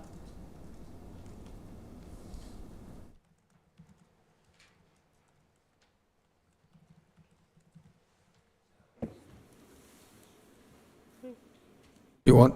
Oh, Yeah, look, I was just going to say, in my first 6 years on council, when we went through our LTP planning process, we would often get in a room and have strategy sessions, of course, as you do when you're going through an LTP process. And actually, some of the conversations that we would have were centred around the UN Sustainable Goals and how councils could enact those. So whether or not we have a policy or not, I think there is absolutely an ambition that this ICC Council has had in the past to adhere to or to strive to improve towards those goals as much as we can. Much like Leslie's already said, I think that it is the right step to take towards, it's not totalitarian by any stretch. We're not saying we're going to absolutely do and penalise whether or not you have or do not have the data. It's just simply giving us the mechanism to ask for it should we get ourselves into a situation where A, we need it for funding, or B, we're looking for it for social procurement options, of which this council has gone down that path for before. So, I mean, it's already been said, we've had quite a bit of discussion about it now, but I would be happy to move that we put it back on the table now that you've left it on the table, and I'd be happy to move it as is. Michael? Happy to second that. Yep. Well, I haven't finished yet, so Michael. Thank you. Through yourself, Chair, I just wanted to respond to Councillor Campbell's question in relation to where this actually originated from, and it actually came from when we were actually doing the 2021 procurement policy with the council, and it was a request from council to include it in, and it was consulted with the community at the time of doing the 2021. That's how the outcome in relation to social procurement ended up being in the policy. So it was a council position in relation to as part of the process. Final question from me for either Patricia or Helen. If we put a round of tenders out, let's say for some roading work to be done, and the majority of the tenderers come back and say, no, we don't collect diversity data, but some do, would step 2 be to let them know that in the future we will be looking for all tenderers to have diversity data collected? Is that the next step that Tom was referring to? It would have to be, through you, Chair, it would have to be... No, I think I'm asking either Helen or Patricia to play. Helen, correct me if I'm wrong, but my understanding is that we would just be taking that information, we'd be doing nothing with it. If government procurement standards move on to a point where it's expected that we would be collecting it, then we would be working with our suppliers to say, hey, we're going to need you to do this. Absolutely. So, on reflection before I take on board the motion that's been put and seconded, is just to reflect that America's had affirmative action for the best part of 50 years now, and affirmative action in the local government sector and in the federal sector says unless you meet certain diversity criteria, you don't qualify for contract work. And that comes with some massive positives, but it also has some massive negatives as well. So for those looking to the future about how we deal with diversity, just need to be mindful of that. So I will put sorry? Live in New Zealand. This is nowhere near. You're comparing apples and spaceships. I don't know where you get apples and spaceships from, but if we get down, if we get down, nowhere near what we're asking here is what I was just trying to explain there. Yeah, well, as staff have advised, this is an initial step, and as Tom said, where is the end step? What's the end goal? And is the end goal to ensure that we have diversity in the communities that tender with us, or the companies that do? And if that's the end goal, that's fine, but that's called affirmative action. And all I'm suggesting is this won't be a decision for this council, but for future councils, you need to be mindful that affirmative action comes with some pluses and some minuses, for sure.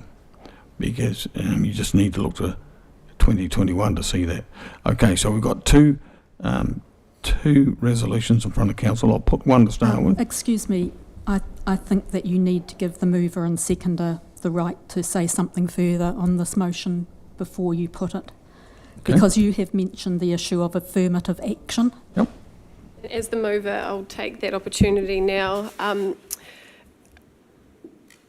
I think you're kind of just fear-mongering to a certain degree there, your Chair. I think that if you look around our community now, we have 19% Māori, and actually the other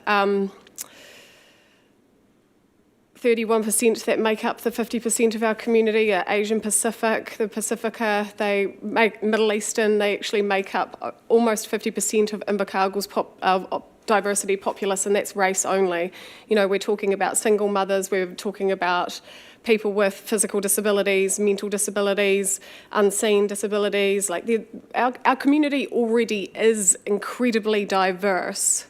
So painting it into just about race or just about affirmative American politics is actually nowhere near a reflection of what this question is actually asking us to do, which is, do you or do you not collect the data?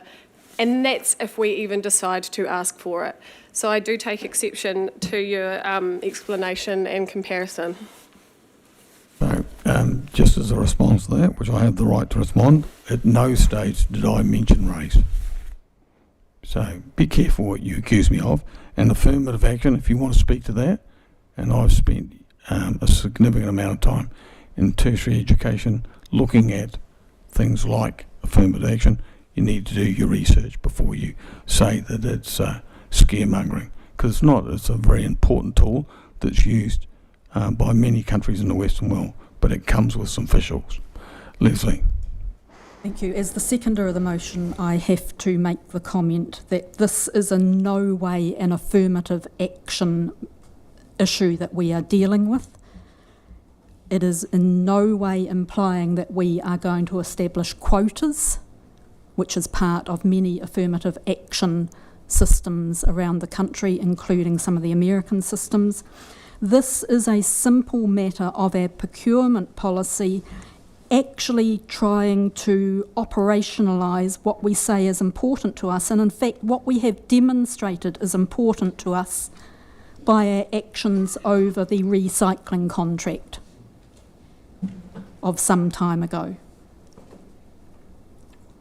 If we are going to say that having taken the action we did on the recycling contract, we are now going to back off from the mere asking maybe of tenderers whether they collect diversity and disability information, so as a first step, so that we can decide whether we need to develop some further mechanisms, then we are undermining the basis on which we ever made the decision we did about the recycling contract. Because we are saying the basis on which we made that decision has become irrelevant to us. The same council. Yes, we cannot bind the hands of a future council, but we can go as far as saying we are a council who proudly made a decision about the recycling contract that stood us apart from our regional partners. And we are now saying we are prepared to back that up by maybe, in certain circumstances, asking tenderers whether they actually record disability and diversity information, because it's important to us and may lead to some future mechanisms. May. Not must, not required, but may. But we need to collect the data to even entertain that future possibility.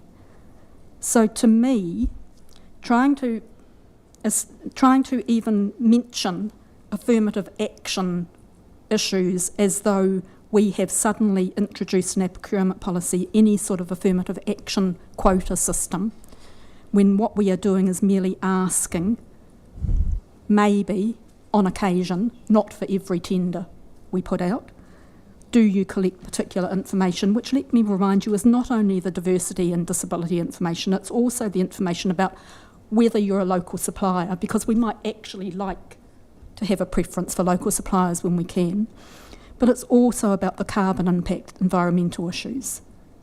These are legitimate issues for a 21st century council to actually be including. In fact, to some extent, I would say about time, except that I again point out in 2021, we had wording in there even more clearly, with pretty clear examples on what some of the diversity and disabilities we were talking about were.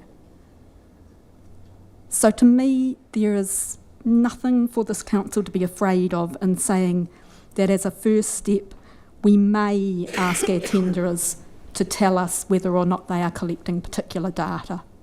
To me, that is just common sense, and if we're not prepared to do it in 2025, when are we prepared to do it? That's my seconder's speech. Thank you. Right, we have a motion on the table. I'll do number 1 to start with because it is separate from number 2. Moved by Alex and seconded by Leslie. And so if you vote in favour of adopting the revised policy, you accept the current wording. If the majority do not accept the current wording, then we'll come back to revisit where to from here. So all those in favour of the revised procurement policy, say aye. Aye.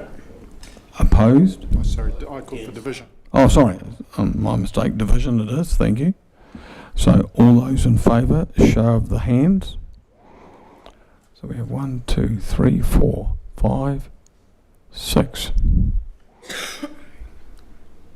All those opposed? 1, 2, 3, 4, 5. Hang on, I'm not doing the figures right here. Oh, sorry, 6. No. Abstaining on the grounds that none of this makes any common sense. Okay? So, no. So then we can rewrite it. 1, 2. Okay, I'll vote against it. Good words. So, there we go. show of hands again for those against. 1, 2, 3, 4, 5, 6. 6 all split. Have you got those recorded? Chairman's casting vote is that we do not accept the current policy and we will revisit the wording. And so the second part of the resolution is to retire the public liability and professional indemnity insurance policy, noting this matter is now incorporated within the revised procurement policy. Excuse me, Chair, you cannot put that motion if you do not have the revised procurement policy. Okay, that's fine. Happy to have that done. So, Mr. Chair, I would like to inquire of the CEO as to what would be the status quo that is the normal use of a casting vote in this case. Well, you may ask. Through yourself, Chair, the casting vote has been used in the past in relation to decisions of this nature. Practice, it's not necessarily written into the standing orders as such, but it has been used in practice in relation to those. Yes, so can you tell me what would be the status quo in this case? I'll have to refer back in relation to that and come back to you shortly. If you can just... Does that mean we could ask for a 5-minute adjournment and you could come back at that point? Please, if that was able to be done. That's fine. Status quo is the current policy. Yeah, which is far more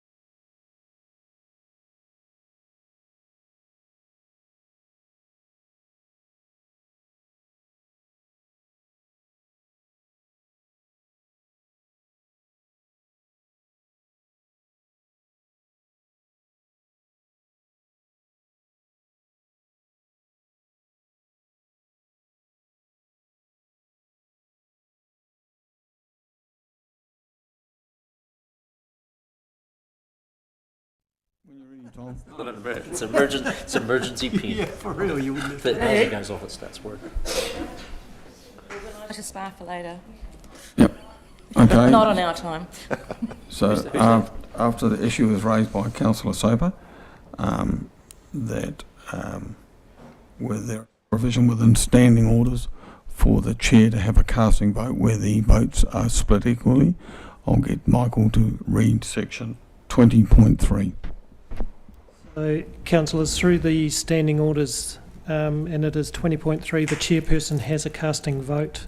The mayor chairperson or any other person presiding at a meeting has a deliberative vote, and in the case of an equality of votes, has a casting vote. In the past, this has been used in relation to split votes and on number of decisions. This is an example of one of those that meets that criteria in relation to the... So my actual question was, traditionally the casting vote is used to establish that the status quo prevails. My question was, what would the status quo be in this case? Well, I guess the status quo could be argued it's the 2021 procurement policy. That's one issue. The other issue that's been raised in the past... I did ask the CEO. Yes. Well, you'll ask through the chair next time. Thank you, Councillor. Chair, the status quo, because we've already got a decision in relation to the previous council that this was left on the table, I would have to refer back to the fact that it would potentially be sitting on the table subject to that. Be left with the 2021 policy until such time as that can be resolved. Just for clarity, the status quo would be the 2021 policy. That's correct, Councillor. So, for the Chief Executive to answer from me, I don't know where the councillor is getting that source of the status quo. I don't see anything in the policy that you've just quoted that says that if there is a split 6-6 vote that the status quo has to prevail. All it says is whoever is chairing the meeting has a casting vote. That is correct, Chair, but however it does say that it goes back to the status quo position, and if the status quo position is used, then it will revert back to what the current decision has been from Council, and current position is that we would stick with the 2021 in the interim until such time as a new policy in this section would be brought back to Council. So, just let me clarify that if a decision is made with a casting vote, why are we going back to a status quo? That's the first issue.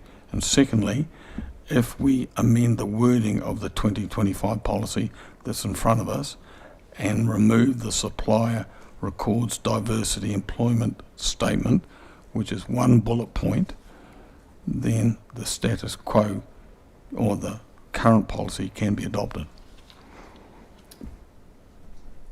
We put it aside for another month, that's where it's going to come back to. Through Self-Chair, that would be a direction from the Council to put the recommendation back to the committee.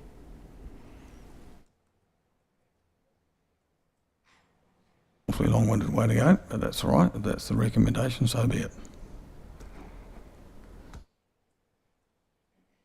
Open for discussion on that.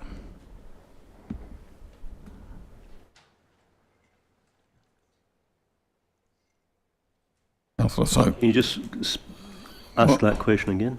Well, what the Chief Executive is saying is because we've voted not to accept the current policy, that the status quo prevails until we accept a new policy. What I was suggesting was the new policy could be accepted today by withdrawing the statement that says whether the supplier records diversity employment data.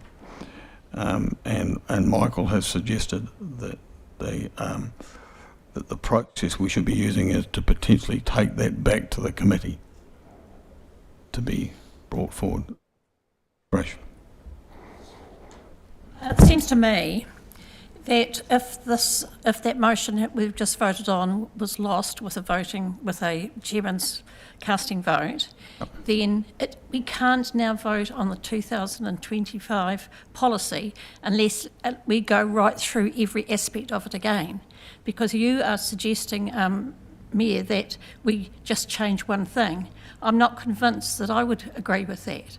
So I think in this instance that the CEO is correct, that it does need to go back to be discussed at a committee before it's brought back.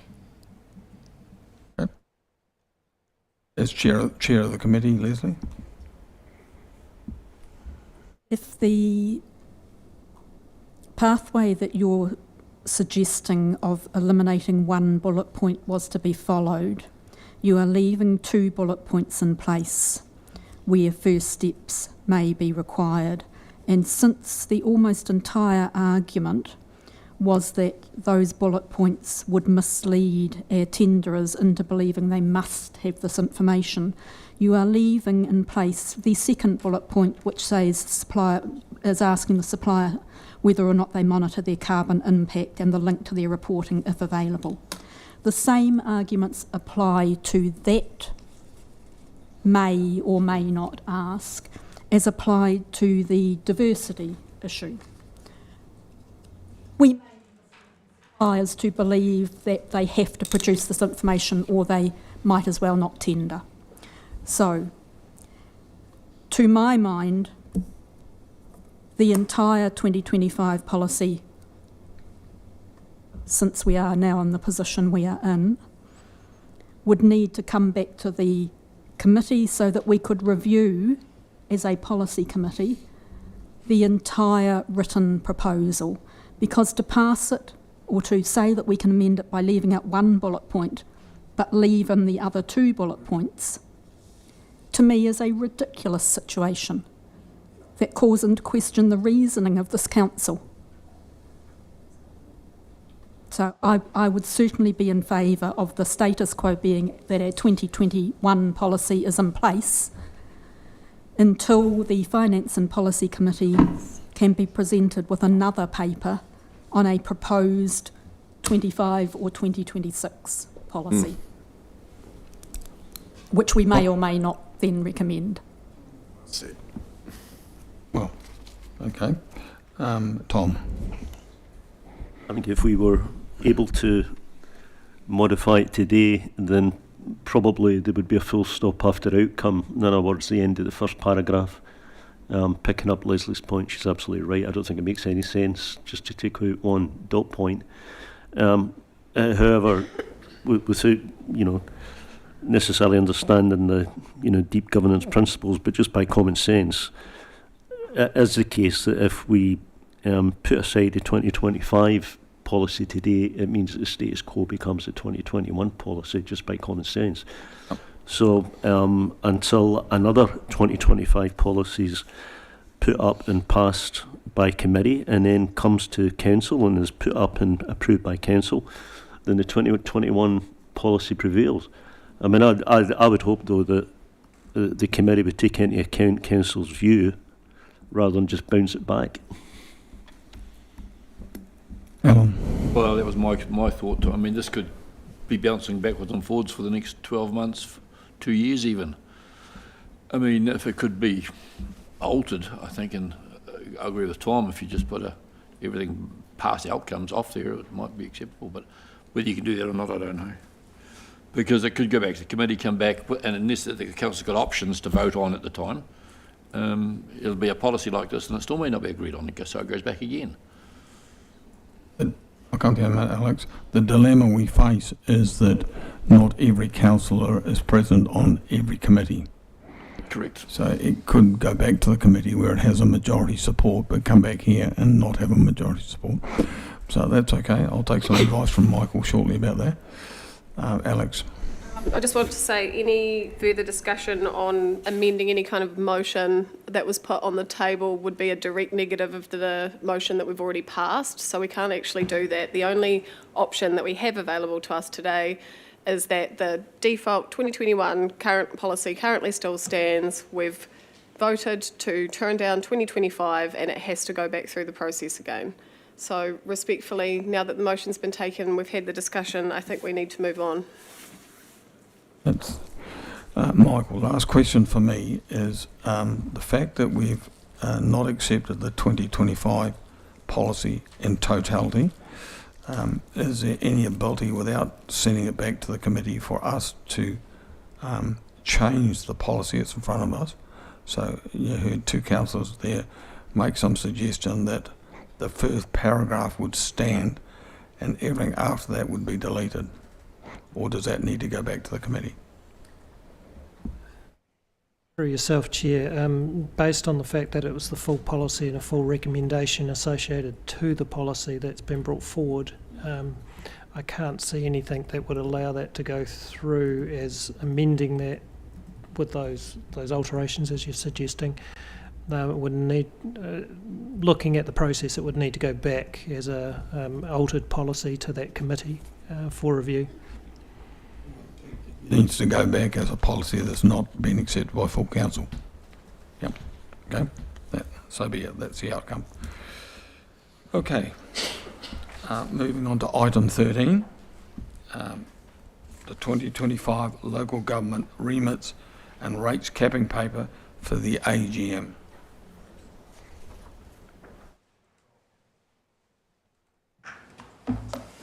So, Rhiannon or Michael.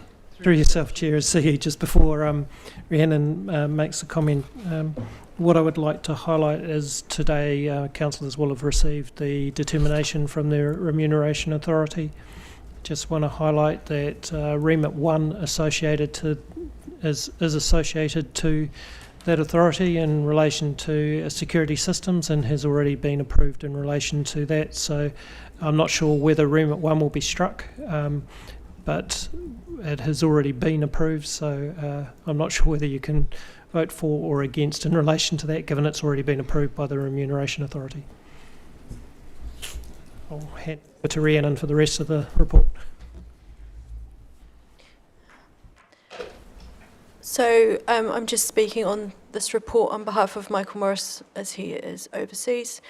So this report's dealing with two matters, as the Chief Executive says, the Local Government New Zealand remits, but also an AGM paper from Local Government New Zealand itself for the AGM, which deals with rates capping. There is officer advice within the paper to support your decision making, and the recommendations just lay those out for your discussion. Happy to take any questions. Yeah, Rhiannon, just on, as Michael alluded, on remit 1, do we require to have a vote on that, given that the Remuneration Authority has already made a decision? That would be totally your call, Chair, as to how you want to proceed on that matter. You may wish to vote anyway, sure, just to record what the position is. Alex, you've got your hand in the local government bucket, and you're one of our, or you're our lead councillor at the AGM. Yeah. So your view on remit 1? As you've previously stated, Mayor, the Remuneration Authority has already made their determination. However, I don't think it could hurt for us to have a conversation around our elected members' safety on the lead up to election. We've had recently an incident where Tania Tapsell, the Mayor of Rotorua, her car's windows got smashed in her driveway on her property while her very young daughter and family were quietly sleeping. So we're seeing incidences like this more and more around the country. So I actually commend the Remuneration Authority and also the councils involved, Mayor Taima Ali and I believe it was Moko Tipanea from the far north, for putting this together and putting it forward, because we are seeing a rise of hatred out there, and this goes some way to help members be able to access those services if they need it. One thing that has been mentioned around that one in particular, there will be guidelines on whether what type of security is put in place, and there will be, you'll need to have a professional come out and do it. You won't just be able to set up your own rig. Like, it's not just a free $4,500 for any member on top of your current pool. There's absolutely guidelines and bits and pieces that will be put around it to make sure that you're accessing the remuneration for the ability, or sorry, for the reason in which it was intended. So that. Okay, so probably best that I put recommendations 1 through 3 to start with, and then we can vote on the individual ones in 4. So if somebody would like to move 1 and 3, 1 through 3, Alex and Leslie, thank you. All those in favour? Aye. Carried. On to resolution 4, which has a remit by remit thing. So the first one is whether you're for or against the security system. I assume by what you've said, Alex, it's in our interest to be supportive of that. So I'll put that. All those in favour of being for enhanced security payments? Aye. Say aye. Anybody opposed? No, thank you. Improving the joint management agreements, for and against. Please yell out if you want somebody to give an explanation to any of these. Yeah, Grant. Yeah, we keen to have an explanation of that. Yep. So remit 2, which is around improving joint management agreements, really seeks to provide more mechanisms for use of our partnership arrangements with iwi. So the officer advice in this area is that we benefit in Southern Murihiku from a long-standing partnership agreement and arrangement with Te Marama.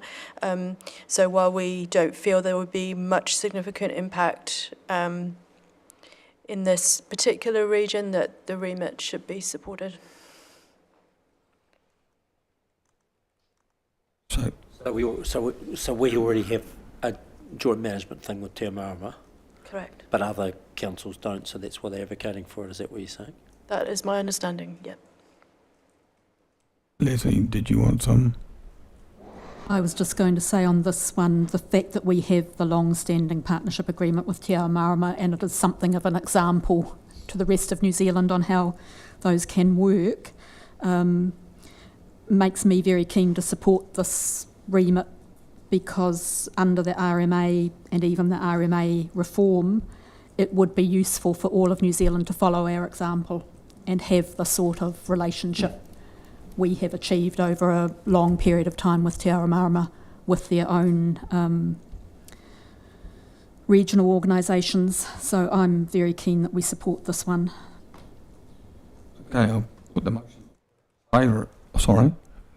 Put the motion that we're in favour of the improving joint management agreement. All those in favour? Aye. Anybody opposed? Thank you. Alcohol licensing fees, Darren? My recommendation is we support this. Essentially, 2012 was the last chance the government gave us an opportunity to adjust what those fees are. They are still within a prescribed amount, and there's been no opportunity in that decade to adjust, which is what the remit's seeking. Again, in support of. So all those in favour of 4, say aye. Aye. Anybody opposed? Thank you. Aligning public and school bus services, for and against. Anybody like some explanation on that? Yeah, Ria, you would like to? Rhiannon. This is regarding the current mixed model for provision of school bus services, where the Ministry of Education provides and contracts some services directly, and then others are provided through the local councils. And I think that this remit raised by Nelson City Council is really pointing to that complexity that is causing, and when one school service gets removed, the extra pressure this then places on the City Council to provide service, and so recommending that there be one approach to combine this. All those in favour of 4, being 4? Aye. Carried. And remit 5, you might want to just clarify that one, Rhiannon. So remit 5 is seeking a review of local government arrangements to achieve a better balance. So it's really speaking to the issue around provision of services in a cost-effective and efficient manner, so essentially payment for services and how that operates. The remit is being proposed that it be large metros that work with the government on this.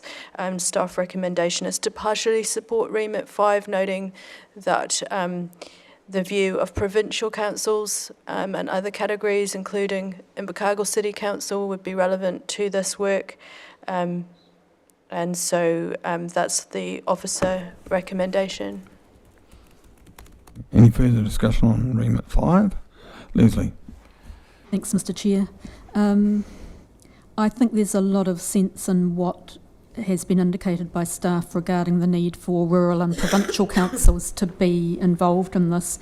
So if we were to, partial support is an odd thing to do with a remit. If we were to support this remit and ask our prevailing delegate and backing delegate to make the argument at conference for why provincial and rural councils should be included, as well as metro councils, in the effect of the remit, I would see that as a sensible way for us to proceed. But a partial support without that direction sort of leaves our delegates with, can we speak or can't we, if we make it clear that we're expecting our delegates to speak reasonably plainly for the inclusion of rural and provincial councils. That'd be good. Yep, got that. So all those in favour of 4? Oh, remit 5 being supportive of, all 4, say aye. Aye. Aye. Carried. Now, Alex and Ria, just a bit of guidance for you now on 5. It's reasonable to assume that we are ranking these in order, and it's fair to assume that we would still need to continue to rank number 1 remit as the top one, because that relates to elected member security. But given what Leslie just said, it might be that we rank number 5 as 2, to say that, hey, we want greater certainty around that it's not just for the metros, it's for the others. But I'm open for you two to initially lead this discussion on what order you think those remits should be in, given that 1 should be probably 1. And where do we go after that? With you there, Mayor Clark. Obviously, number 1 is fairly a given. I'm happy to have a bit more discussion around the table for remit 5.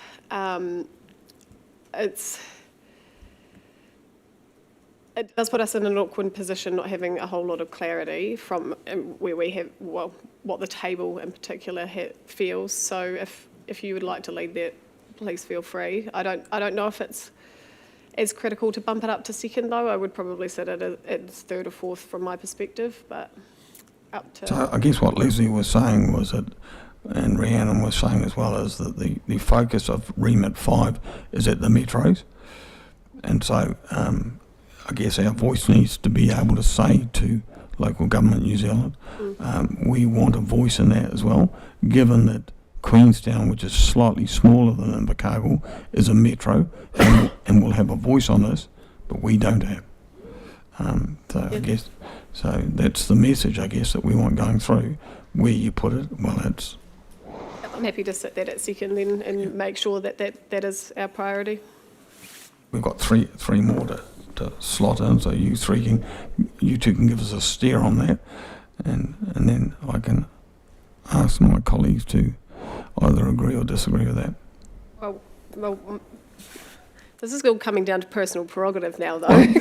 Take the lead. Yeah, well, for me, it would be aligning public and school buses, because we do have a bit of a transport issue here. Steve and I have been party to some workshops lately around rangatahi participation in public transport, and there's some exciting stuff on the horizon there. We've also got total mobility on the cards at the moment, so there's lots of opportunity around there. So I would go remit 4 as 3rd, and then improving joint management agreements. I think probably it could even be a tie between 4th and 5th, because it's really cool that we get to lead the example in that area, but also we need to recoup the costs for alcohol licensing. So they're both equally as important in my mind. Okay, Ria, your chance to input into this. Happy with that? I pretty much so. I mean, same reasons for Alex, being on the Otago Southern Regional Transport Committee, being involved in transport. We do have some significant issues. We've had submitters talk about how their children don't qualify for the bus services and they're left out on the street. So I do think that is an important aspect for us to have that ranked up higher. Definitely the alcohol licensing fees, as Darren said, it's been some time since these have been reviewed. It's important that that this is given its position on the ranking order as well. And I guess I'm looking at the last one would be our remit 2, which is our improving joint management agreements. I think it's 15423. Yes. Up here on the board. Yeah, Michelle's good. All right, for the other councillors, any discussion around that you want to change the order or reflect otherwise? No shaking of heads? No? All those in favour of recommendation number 5, say aye. Aye. Aye. Carried there. Sorry. Oh, sorry, a seconder. Thanks, Tom. All those in favour, say aye. Aye. Aye. Carried. Number 6 notes the Local Government New Zealand AGM paper on rates capping and the additional advice included below, and we either agree or disagree the support and the direction that Local Government New Zealand is taking. And I'll make the initial opening comment to that if you like, Rhianna. I've been very much in favour of rates capping, but I don't agree with where the current government's taking us on it. It just seems to me that they're looking to rate cap everything but core business, where the overseas experience is the other way around. They cap your core business, which is pipes, roading and other stuff, and then you have to make, in the case of Victoria, you have to go to the authority if you want to do stuff beyond core business and that rate cap. And it seems to me that our government's, I can't believe, got this the reverse way around. I think somebody's had a bit of a brain bleed late at night or something and just got this around the wrong way. So I mean, I personally don't support a ringy. Look, I'm just looking online at the news article from last year's local government conference in Wellington, where Luxton spoke at the new convention centre and said, this is great, $180 million, but there's pipes bursting in the streets. Look, I think this is a reaction, and maybe an overreaction, but that core infrastructure has to be completed. I don't know what other method you'd put in place. I mean, the only way I can think of is I think we've voted the wrong way, that regarding our water done well, instead of being in-house council, we should actually have appointed a CCO. Because a CCO would be more clinical, and it would be done, etc. I don't know what the balance is, but I see where this government is coming from, because you cannot carry on. You know, that's just ridiculous, having a brand new convention centre and getting your shoes washed when you go out. I'm not sure whether it was what colour the water was, but look, I'm all favour of capping it if it's going to work. Leslie. Thanks, Mr. Chair.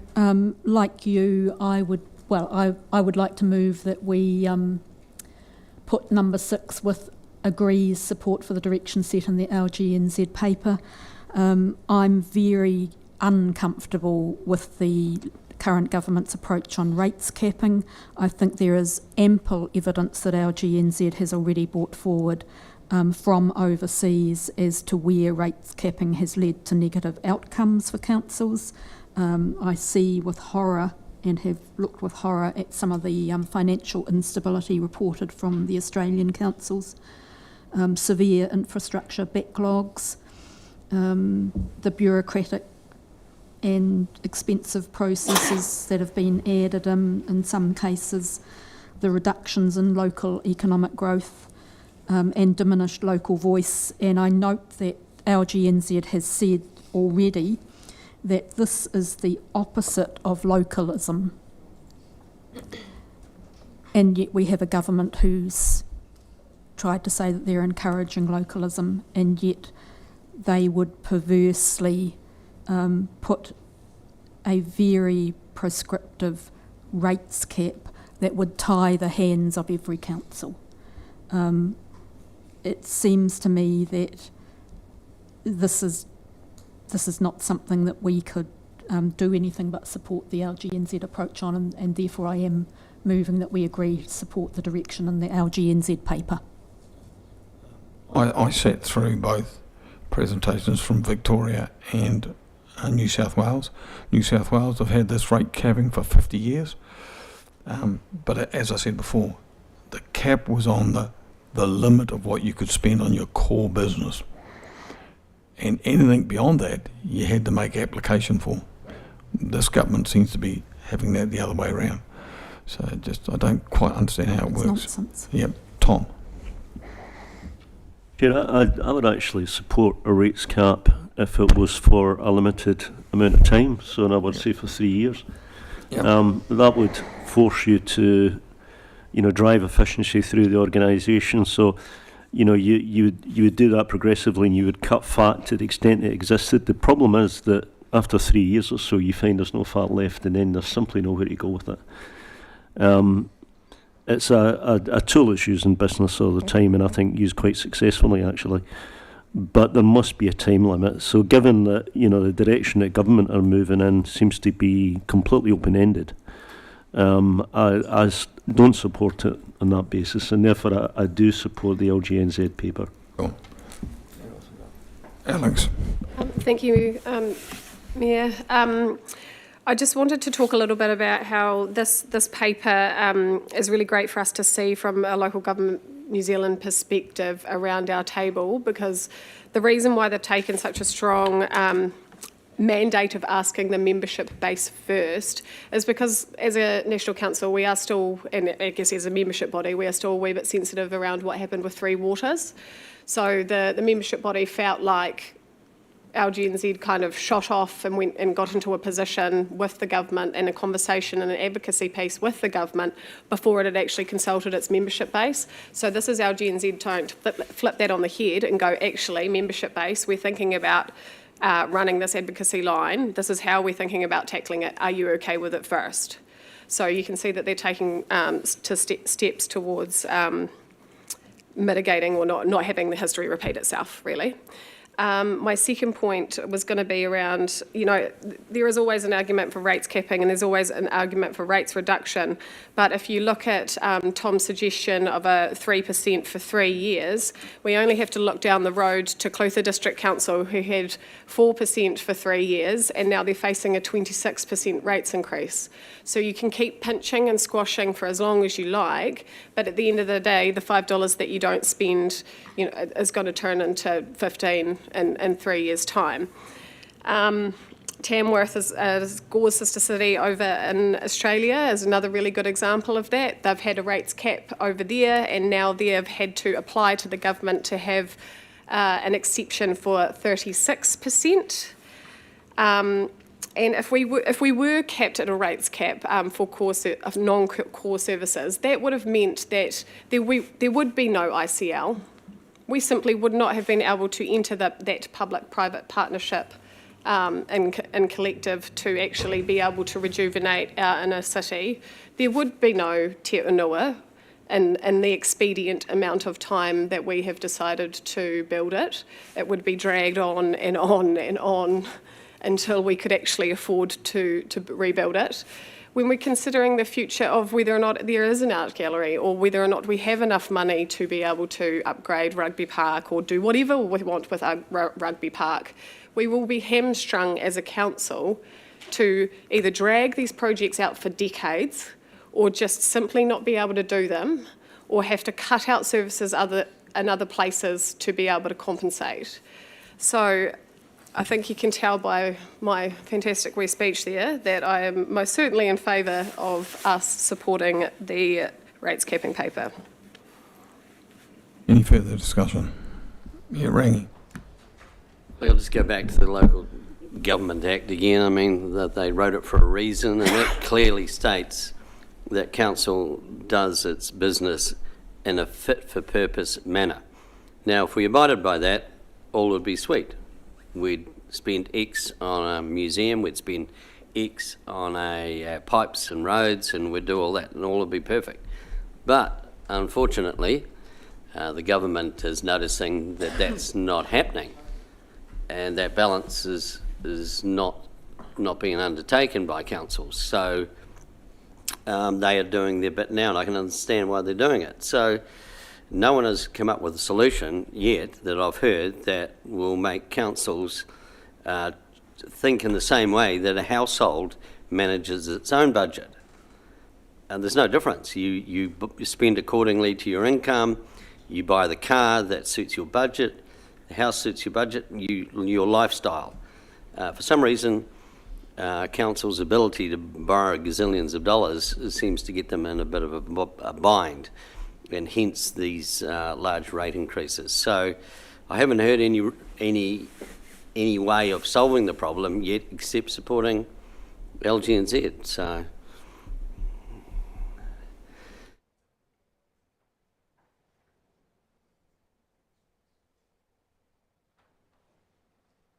I've moved the motion, so I invite someone to second it. I'll second. Okay, Maria can second. Is that agreeing to support? Agreeing to support. Or Yep. LGNZs, yeah.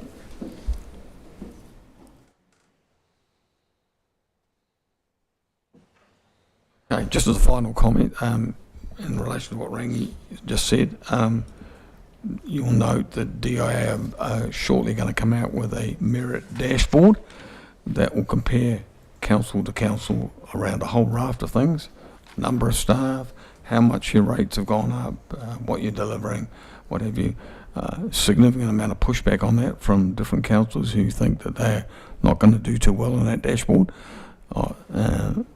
And I don't know, I've just got a rule of thumb, but I think we'll end up doing okay in comparison to other councils, given our level of net debt and our current ratings and other things.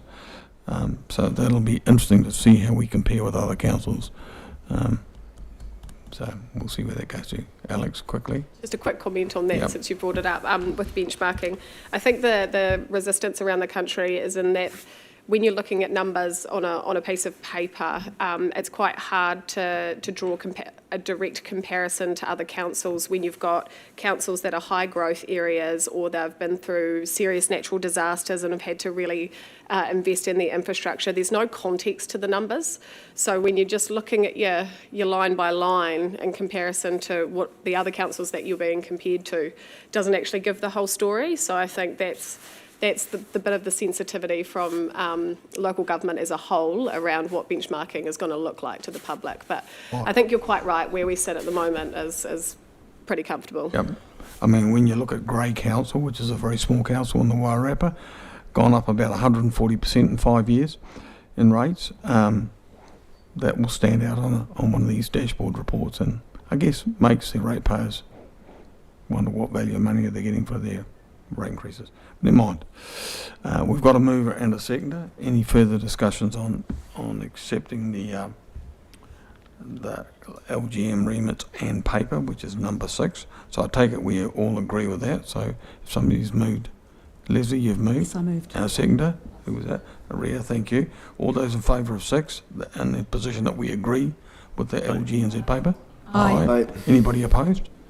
No? Absolutely fabulous. All right, moving on now to 14. Now,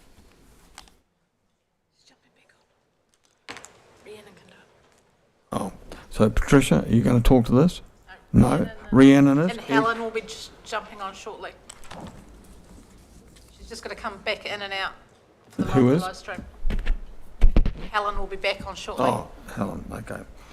So this follows on from our last council meeting where we had the discussion about United Nations Security Council Resolution 2334, and whether we would amend our procurement policy to take that recommendation into account. And as part of that, we also had as part of the paper that came up, we also had that 2334. following on from the Auditor General's recommendations,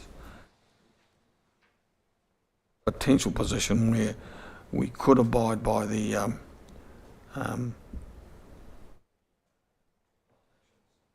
council resolution by giving the chief executive an ability to exempt us from that procurement shortlist in exceptional circumstances. So talk to that paper first. Yeah, I'll just speak briefly as an overview, and then Helen may wish to add detail. Sure. So essentially, as you say, Chair, this is being brought back on request of the previous council meeting and the presentation that you received from community members. It provides a mechanism, should you wish to address the issue through procurement guidance, specifically through the wording in the Council Supplier Code of Conduct. It does note that there is potential future risk, but it's not a known issue at this time, that in the future there could be a financial risk of not receiving the best competitive pricing, but that is not believed to be an issue at this time. And I'll pass to Helen to see if she wants to add any detail. You're on mute, Helen. Nothing further from me unless anyone's got a specific question. I think you've... Okay. So I will put these recommendations separately, but I'll open it up before we do to have some discussion, and I'll lead off the discussion to give you my view of the world, having listened to both parties. I personally don't believe we should change our procurement policy. This is about a national security issues that our government's made its position really clear on. From what I understand from conversations with staff, we have no examples in the last period of time, certainly back to 2021, which I think is as far back as staff have gone, of us breaching that business enterprise database. We haven't knowingly done that. And the other side of it is this could be quite an extensive exercise if we were to agree to it, because when you think about the way many companies are intertwined, you could have equity companies, you could have lots of different companies that invest in overseas companies, and as you go down through the meridian of companies they own, there could be a consequence at the end that's unforeseen. And so it could, if we wanted to abide by that and have it in our procurement policy, it would be an extensive exercise to check everything out. And the final reflection from me is I don't personally agree that the chief executive should be put in a position of shortlisting under exceptional circumstances. I think the government policy and the Auditor General's statements are quite clear that we have a balance between our ethical commitment to the United Nations commitment, but we also have a commitment to being frugal with our procurement decisions around funding, and that is for management to constantly balance, I guess. And if there were any issues in that, we would certainly like no surprises and advance notice if the database for the United Nations was being breached in any way. So I'll open it up now for others to discuss.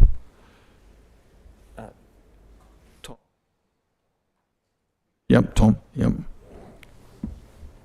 Chair, I agree with your position. I think local government has no role in international affairs. We should always take a lead from central government, and central government, as I understand it, have not acted in this list in their own procurement policy. I think if they were to take that action, I think if central government were to take that action to ban those companies, then we should follow suit, but I don't think it's appropriate for us to take the lead. That's the first point. Second point, for me would be that where do we stop?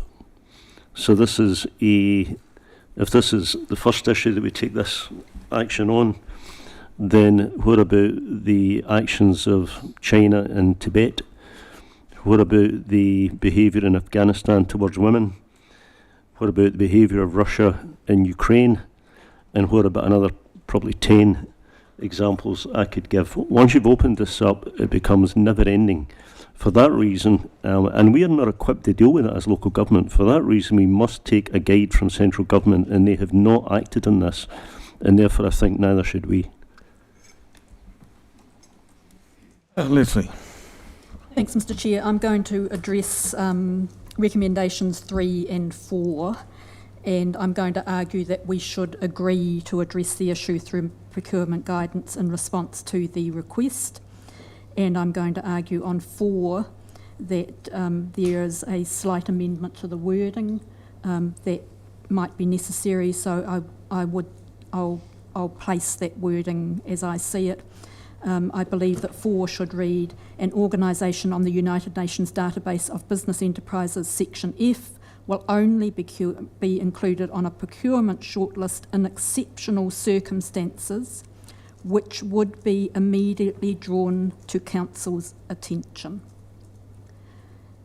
My reason for that slight amendment is that these would be exceptional circumstances.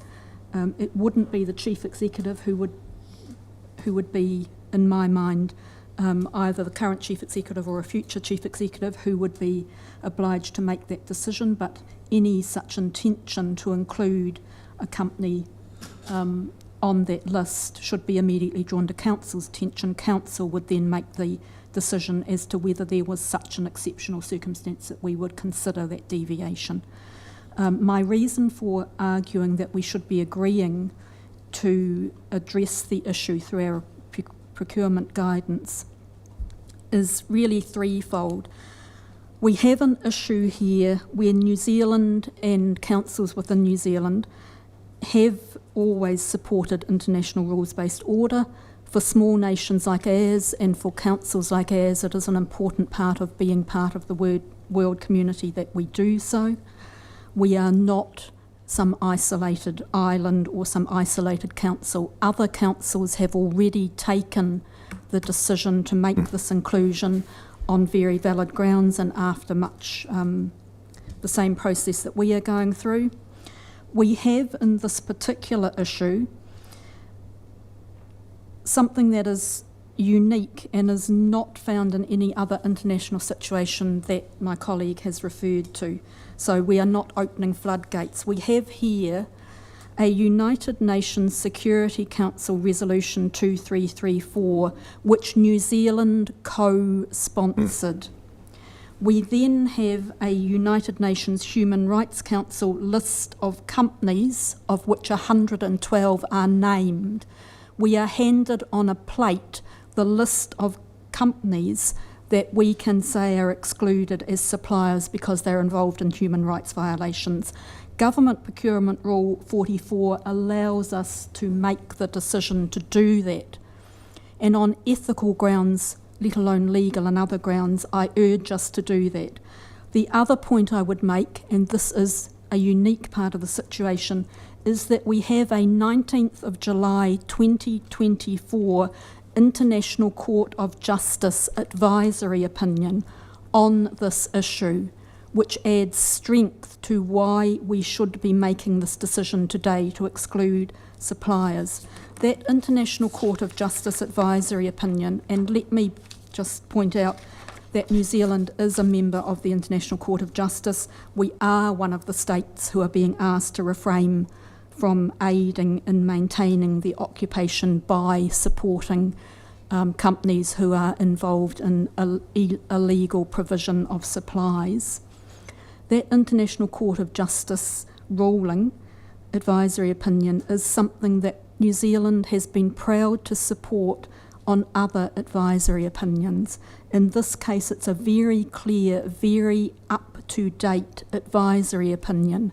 So yes, people can argue that the original co-sponsored resolution of 2016 has been in place for some years, but the International Court of Justice advisory opinion was July of last year. Today is the 25th of July 2025. This was an advisory opinion from the International Court of Justice on the 19th of July 2024, asking all states to refrain from aiding in this illegal occupation. What is the way in which this council can demonstrate from an ethical, legal, social justice point of view that we actually support these issues not being able to be pushed through under some ignoring of international law by one state party who happens to have some firepower? The way that we as a council can do that is by making a very simple change to our procurement policy that says we agree that there is a substantial United Nations list of companies supplied to us very clearly, which we can add to our policy to actually exclude those companies from being part of our procurement process. And yes, there may be an exceptional circumstance in which one of those companies might be considered at some future time for some future reason that we are currently unaware of. And yes, we may be able to say that up until now we are not aware that we have actually used one of those companies. But we can be part, very simply, of making a statement about what this council and what New Zealand believes in terms of the rule of international law and where we draw the line on an issue of some importance to our global world. So I am very, very keen that we support agreeing to address this issue as per Resolution Recommendation 3. I would move that way, and I would move Recommendation 4 with the slightly amended wording I have suggested. Hang on, Michelle, before we cross out disagrees, because we haven't had a vote on that yet. So that's But procedurally, procedurally if somebody got a motion. puts a motion forward. Yeah. If someone's already put a motion, Chair, you have to take the motion. Okay, we'll get a second for that motion. I'm about to second it and speaking. Okay, Darren. Thanks, Chair. I'm happy to second that motion, particularly with the amendment to 4. I'm not going to repeat the articulate arguments that Councillor Soper has put, but I will say that there are times that,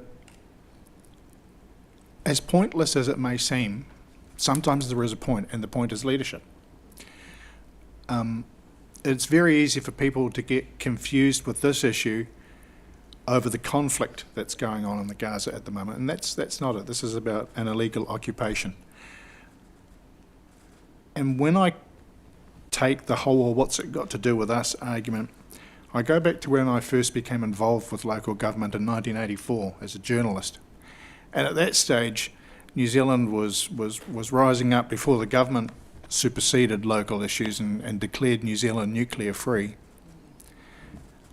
And borough councils and county councils well inland and away from any port were declaring themselves nuclear free, not because there was an American warship about to come steaming into their non-existent harbour, but because of the stand that they were making. And that moment has become quintessential in New Zealand standing up against the world. Well, that and David's wonderful articulation at the Oxford Union debate. And while as a country we might not have reached the fever pitch of anti-nuclear stance that we did, particularly because it was in our backyard, there is a really strong moral issue here that resonates with me. And that's the reason that I'm supporting the recommendations. Okay, Barry. Oh, sorry. Barry. Yeah, I'm in full support of the Mayor and the Deputy Mayor. I disagree with it. I think we should keep out of it myself. We can't change the world here. Sorry. Thank you, sorry. I believe we absolutely can. Thanks, Barry. But I think it's been said we should stay out of it, or it's not our problem to get mixed into international relationships or international relations. Sorry, but it is, and we are already involved. We've got sister city relationships in countries that are not ours, explicitly about diplomacy and international trade and international relations. They're not just symbolic, they are about fostering those connections and, like I said, trade and cultural exchange. We have sister city exchanges and education exchanges with Kumagaya. You know, we are in a world of international relations, whether or not we accept it. And we can't just decide to do that when it's all rosy.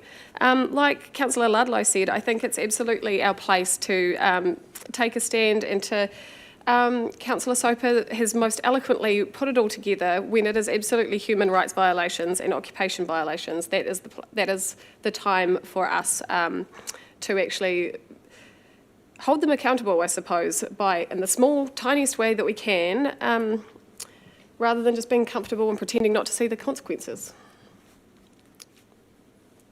Steve. Yeah, thanks, Chair. I just want to acknowledge Councillor Soper in particular and Councillor Ludlow for their words. Well spoken.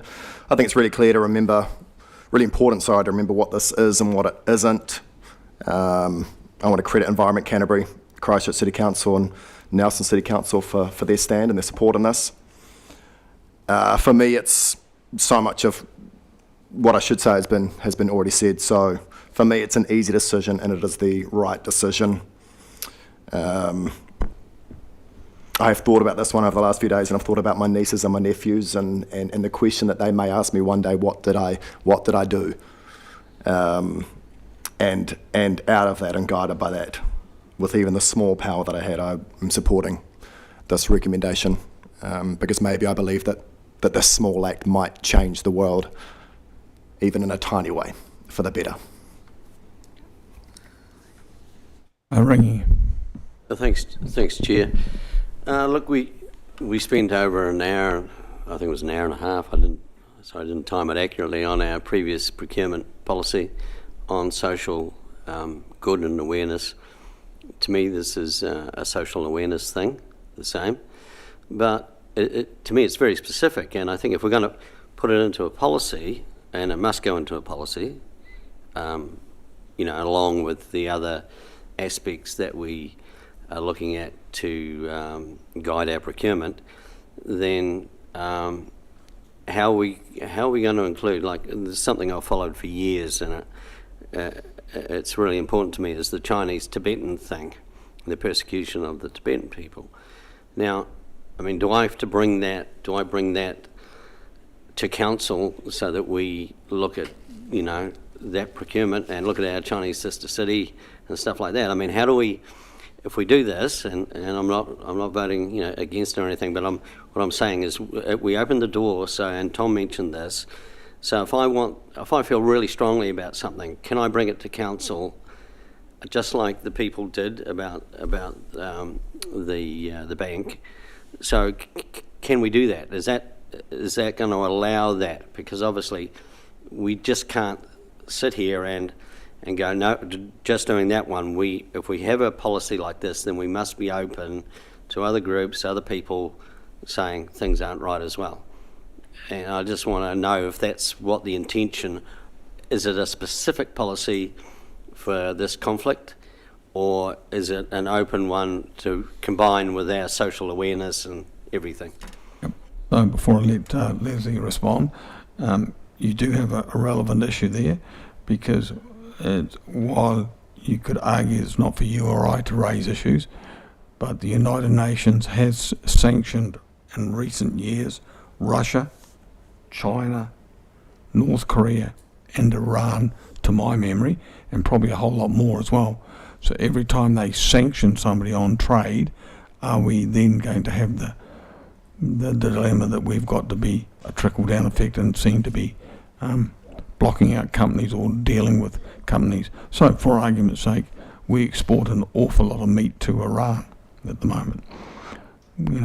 do we take that into account when we're making decisions going forward as a country? So it's not a simple equation. But Leslie, you wanted to respond to that? Yes, thank you, and I did touch on it in what I originally said. Quite frankly, this is a unique situation where we are making a unique decision.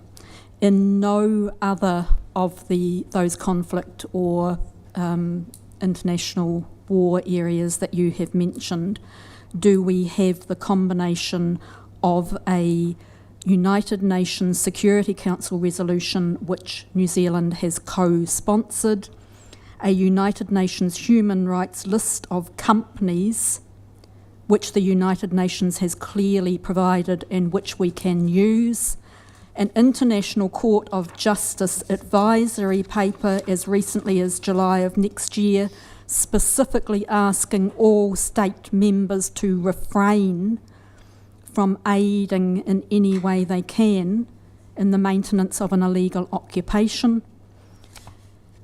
All those things in this case come together.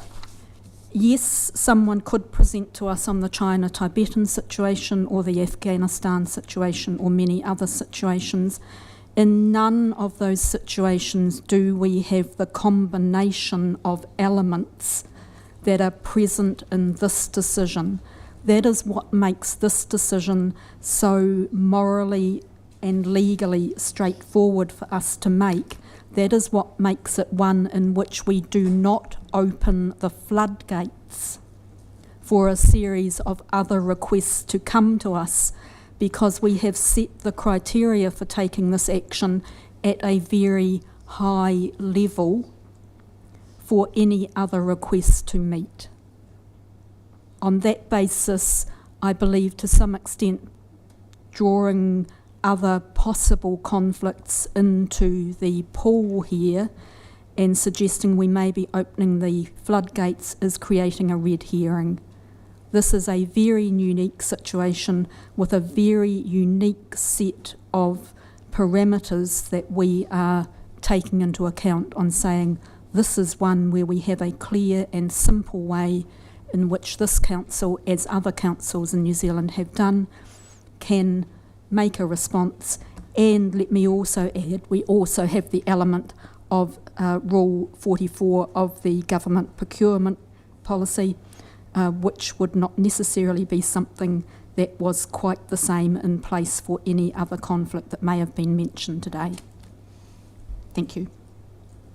Trish. Well, thank you, Leslie. As you so eloquently have just said, all my points that I agree with. And I have to say to Councillor Stewart, one beach starfish at a time, you can save the world. I absolutely support this. Master. Alan. This is quite a long discussion, and I'm just sort of wondering, in some respects, I wonder why we're actually discussing it. We're the Invercargill City Council. Our job is to look after the water assets, infrastructure of Invercargill, and look after the people, Invercargill as a place. This is far, far beyond our scope. We're not an international body. We're not New Zealand. The government makes the rules on what we do as a country. The government in Wellington I'm talking about, not us. We look after it. We're here to look after our community in Invercargill. So I can't even understand why this is even something that we're even looking at all. I mean, I would have to, and I'm not sure, but I just wonder how many people who are sitting here making these discussion points understand the full history of the area they're even talking about. I mean, I could be, everybody might fully understand it. I don't know. Maybe there's somebody down the end of the table here who's Jewish. I don't know. Does anybody know? I mean, why are we even entertaining this as a part of a paper or a thing for us to even be involved in? Paul. I think Leslie used the words clear and simple several times actually in her presentation, and I think if it were clear and simple, then the government procurement would have mandated that for central government procurement. They have not, and they have not acted in this, and I don't know why, but I would suspect for the very reason that we've talked about, because once you've started, where do you stop?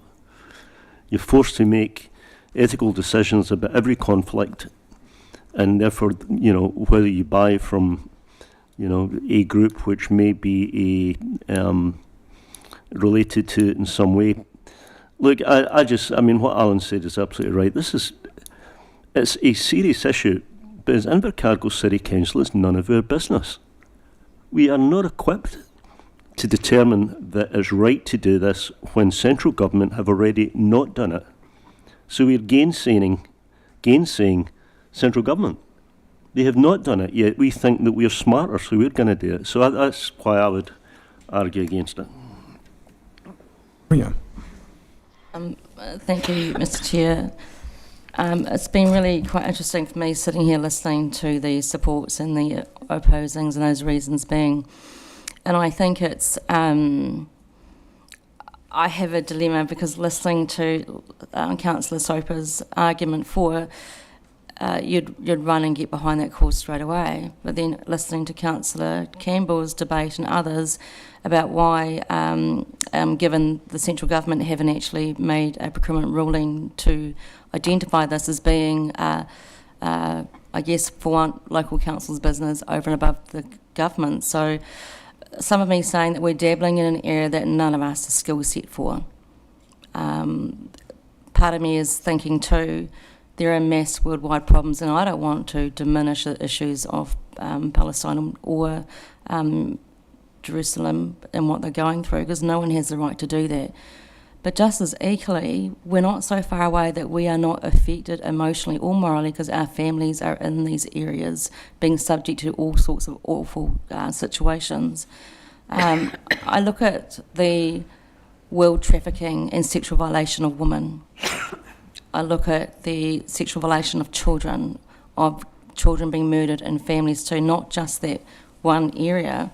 And there's many businesses that are tied into that. I look at the drug trafficking that comes into New Zealand and all the issues that we globally are actually affected by, just not at this table and not today.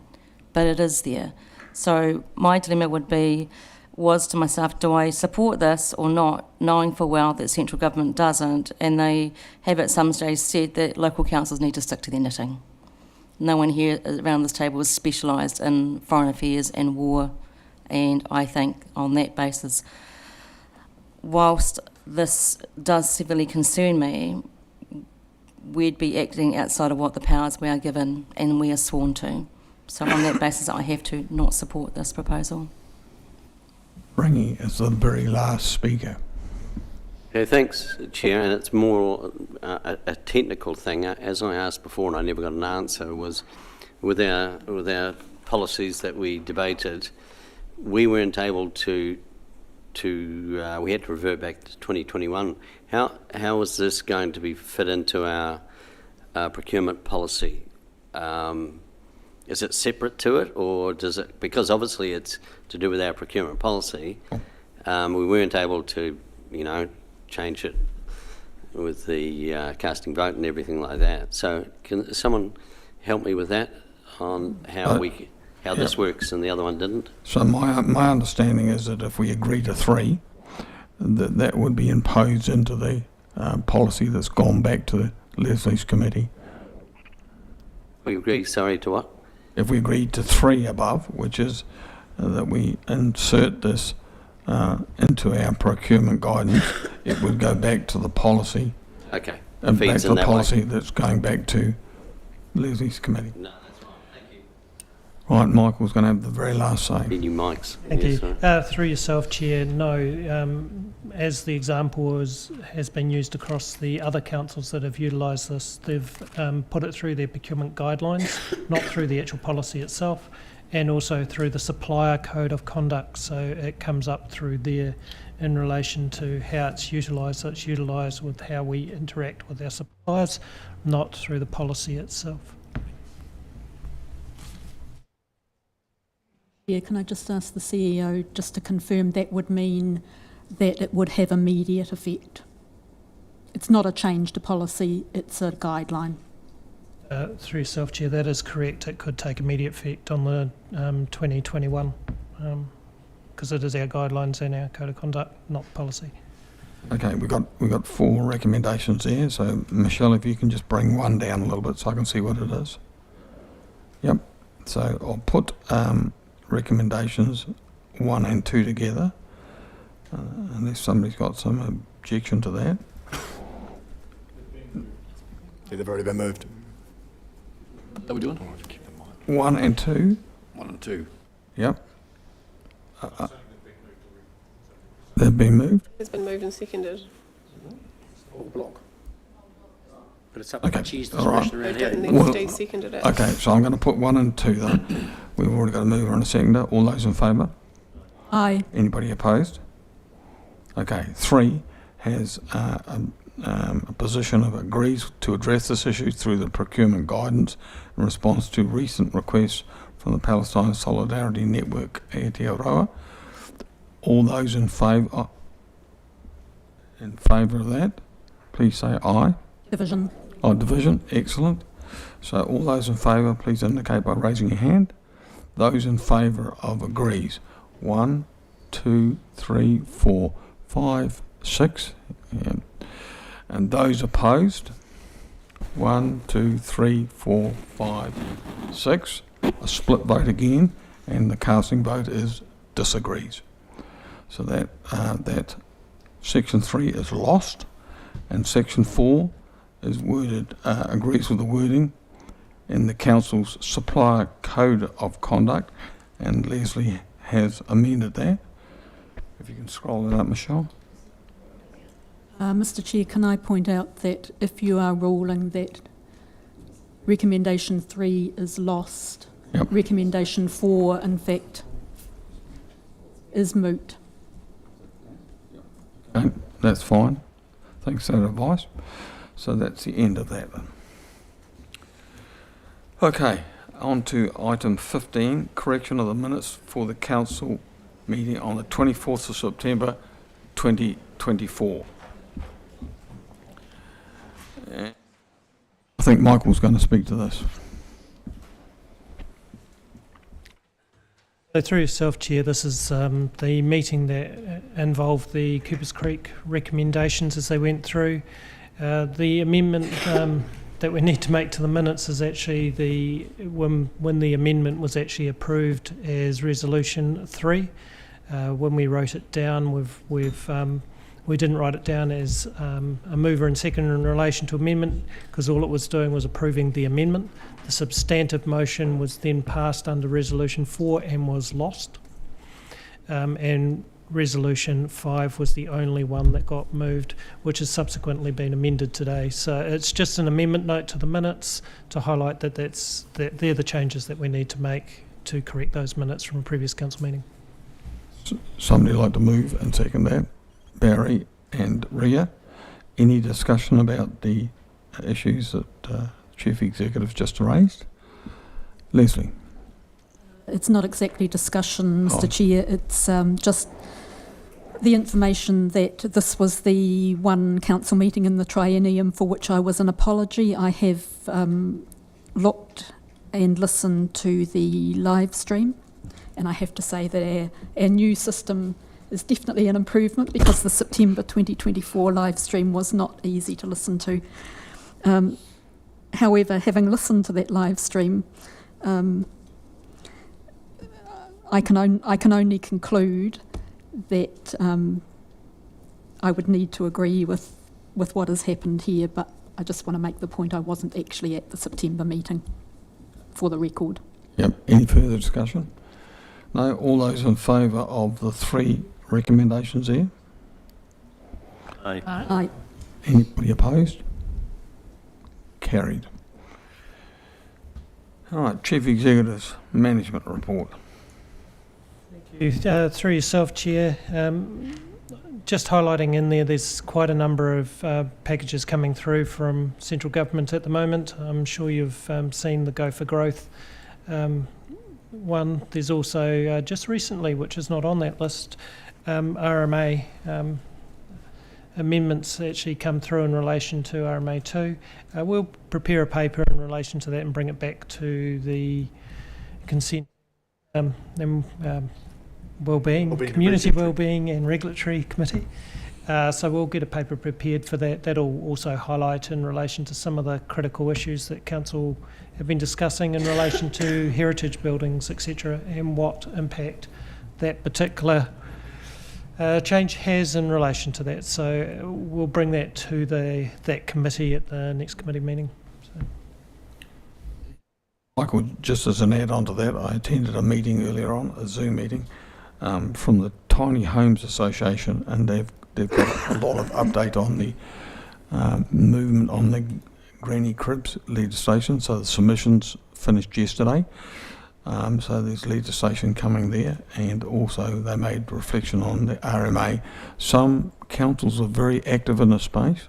I'm not sure whether we are, but if we're not, we probably need to be, because there's significant change coming for what the government will now tolerate as a granny crib / tiny home on an existing section.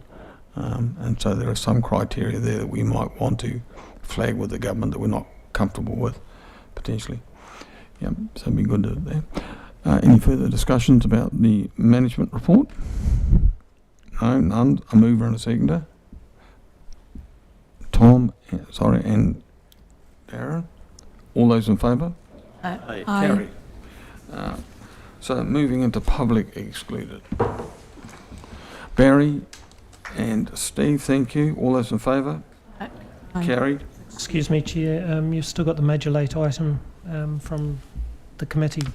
I thought we dealt with that earlier on. Only to accept it as a major late item. We haven't passed it. We need to actually do the council approval in relation to the recommendation. All right. Backtracking a little bit then. We've got item 17, which is major light item, recommendations from the Extraordinary Finance and Policy Committee, the rating policy. Happy to remove those recommendations. Thank you, Mr. Leslie. Chair. Darren, a seconder. Anybody wish to discuss those? No, they were at an earlier meeting. All those in favour? Aye. Carried. Now we move on to public excluded. Grant. Well done, Leslie. Seconder. All those in favour? Aye. Carried.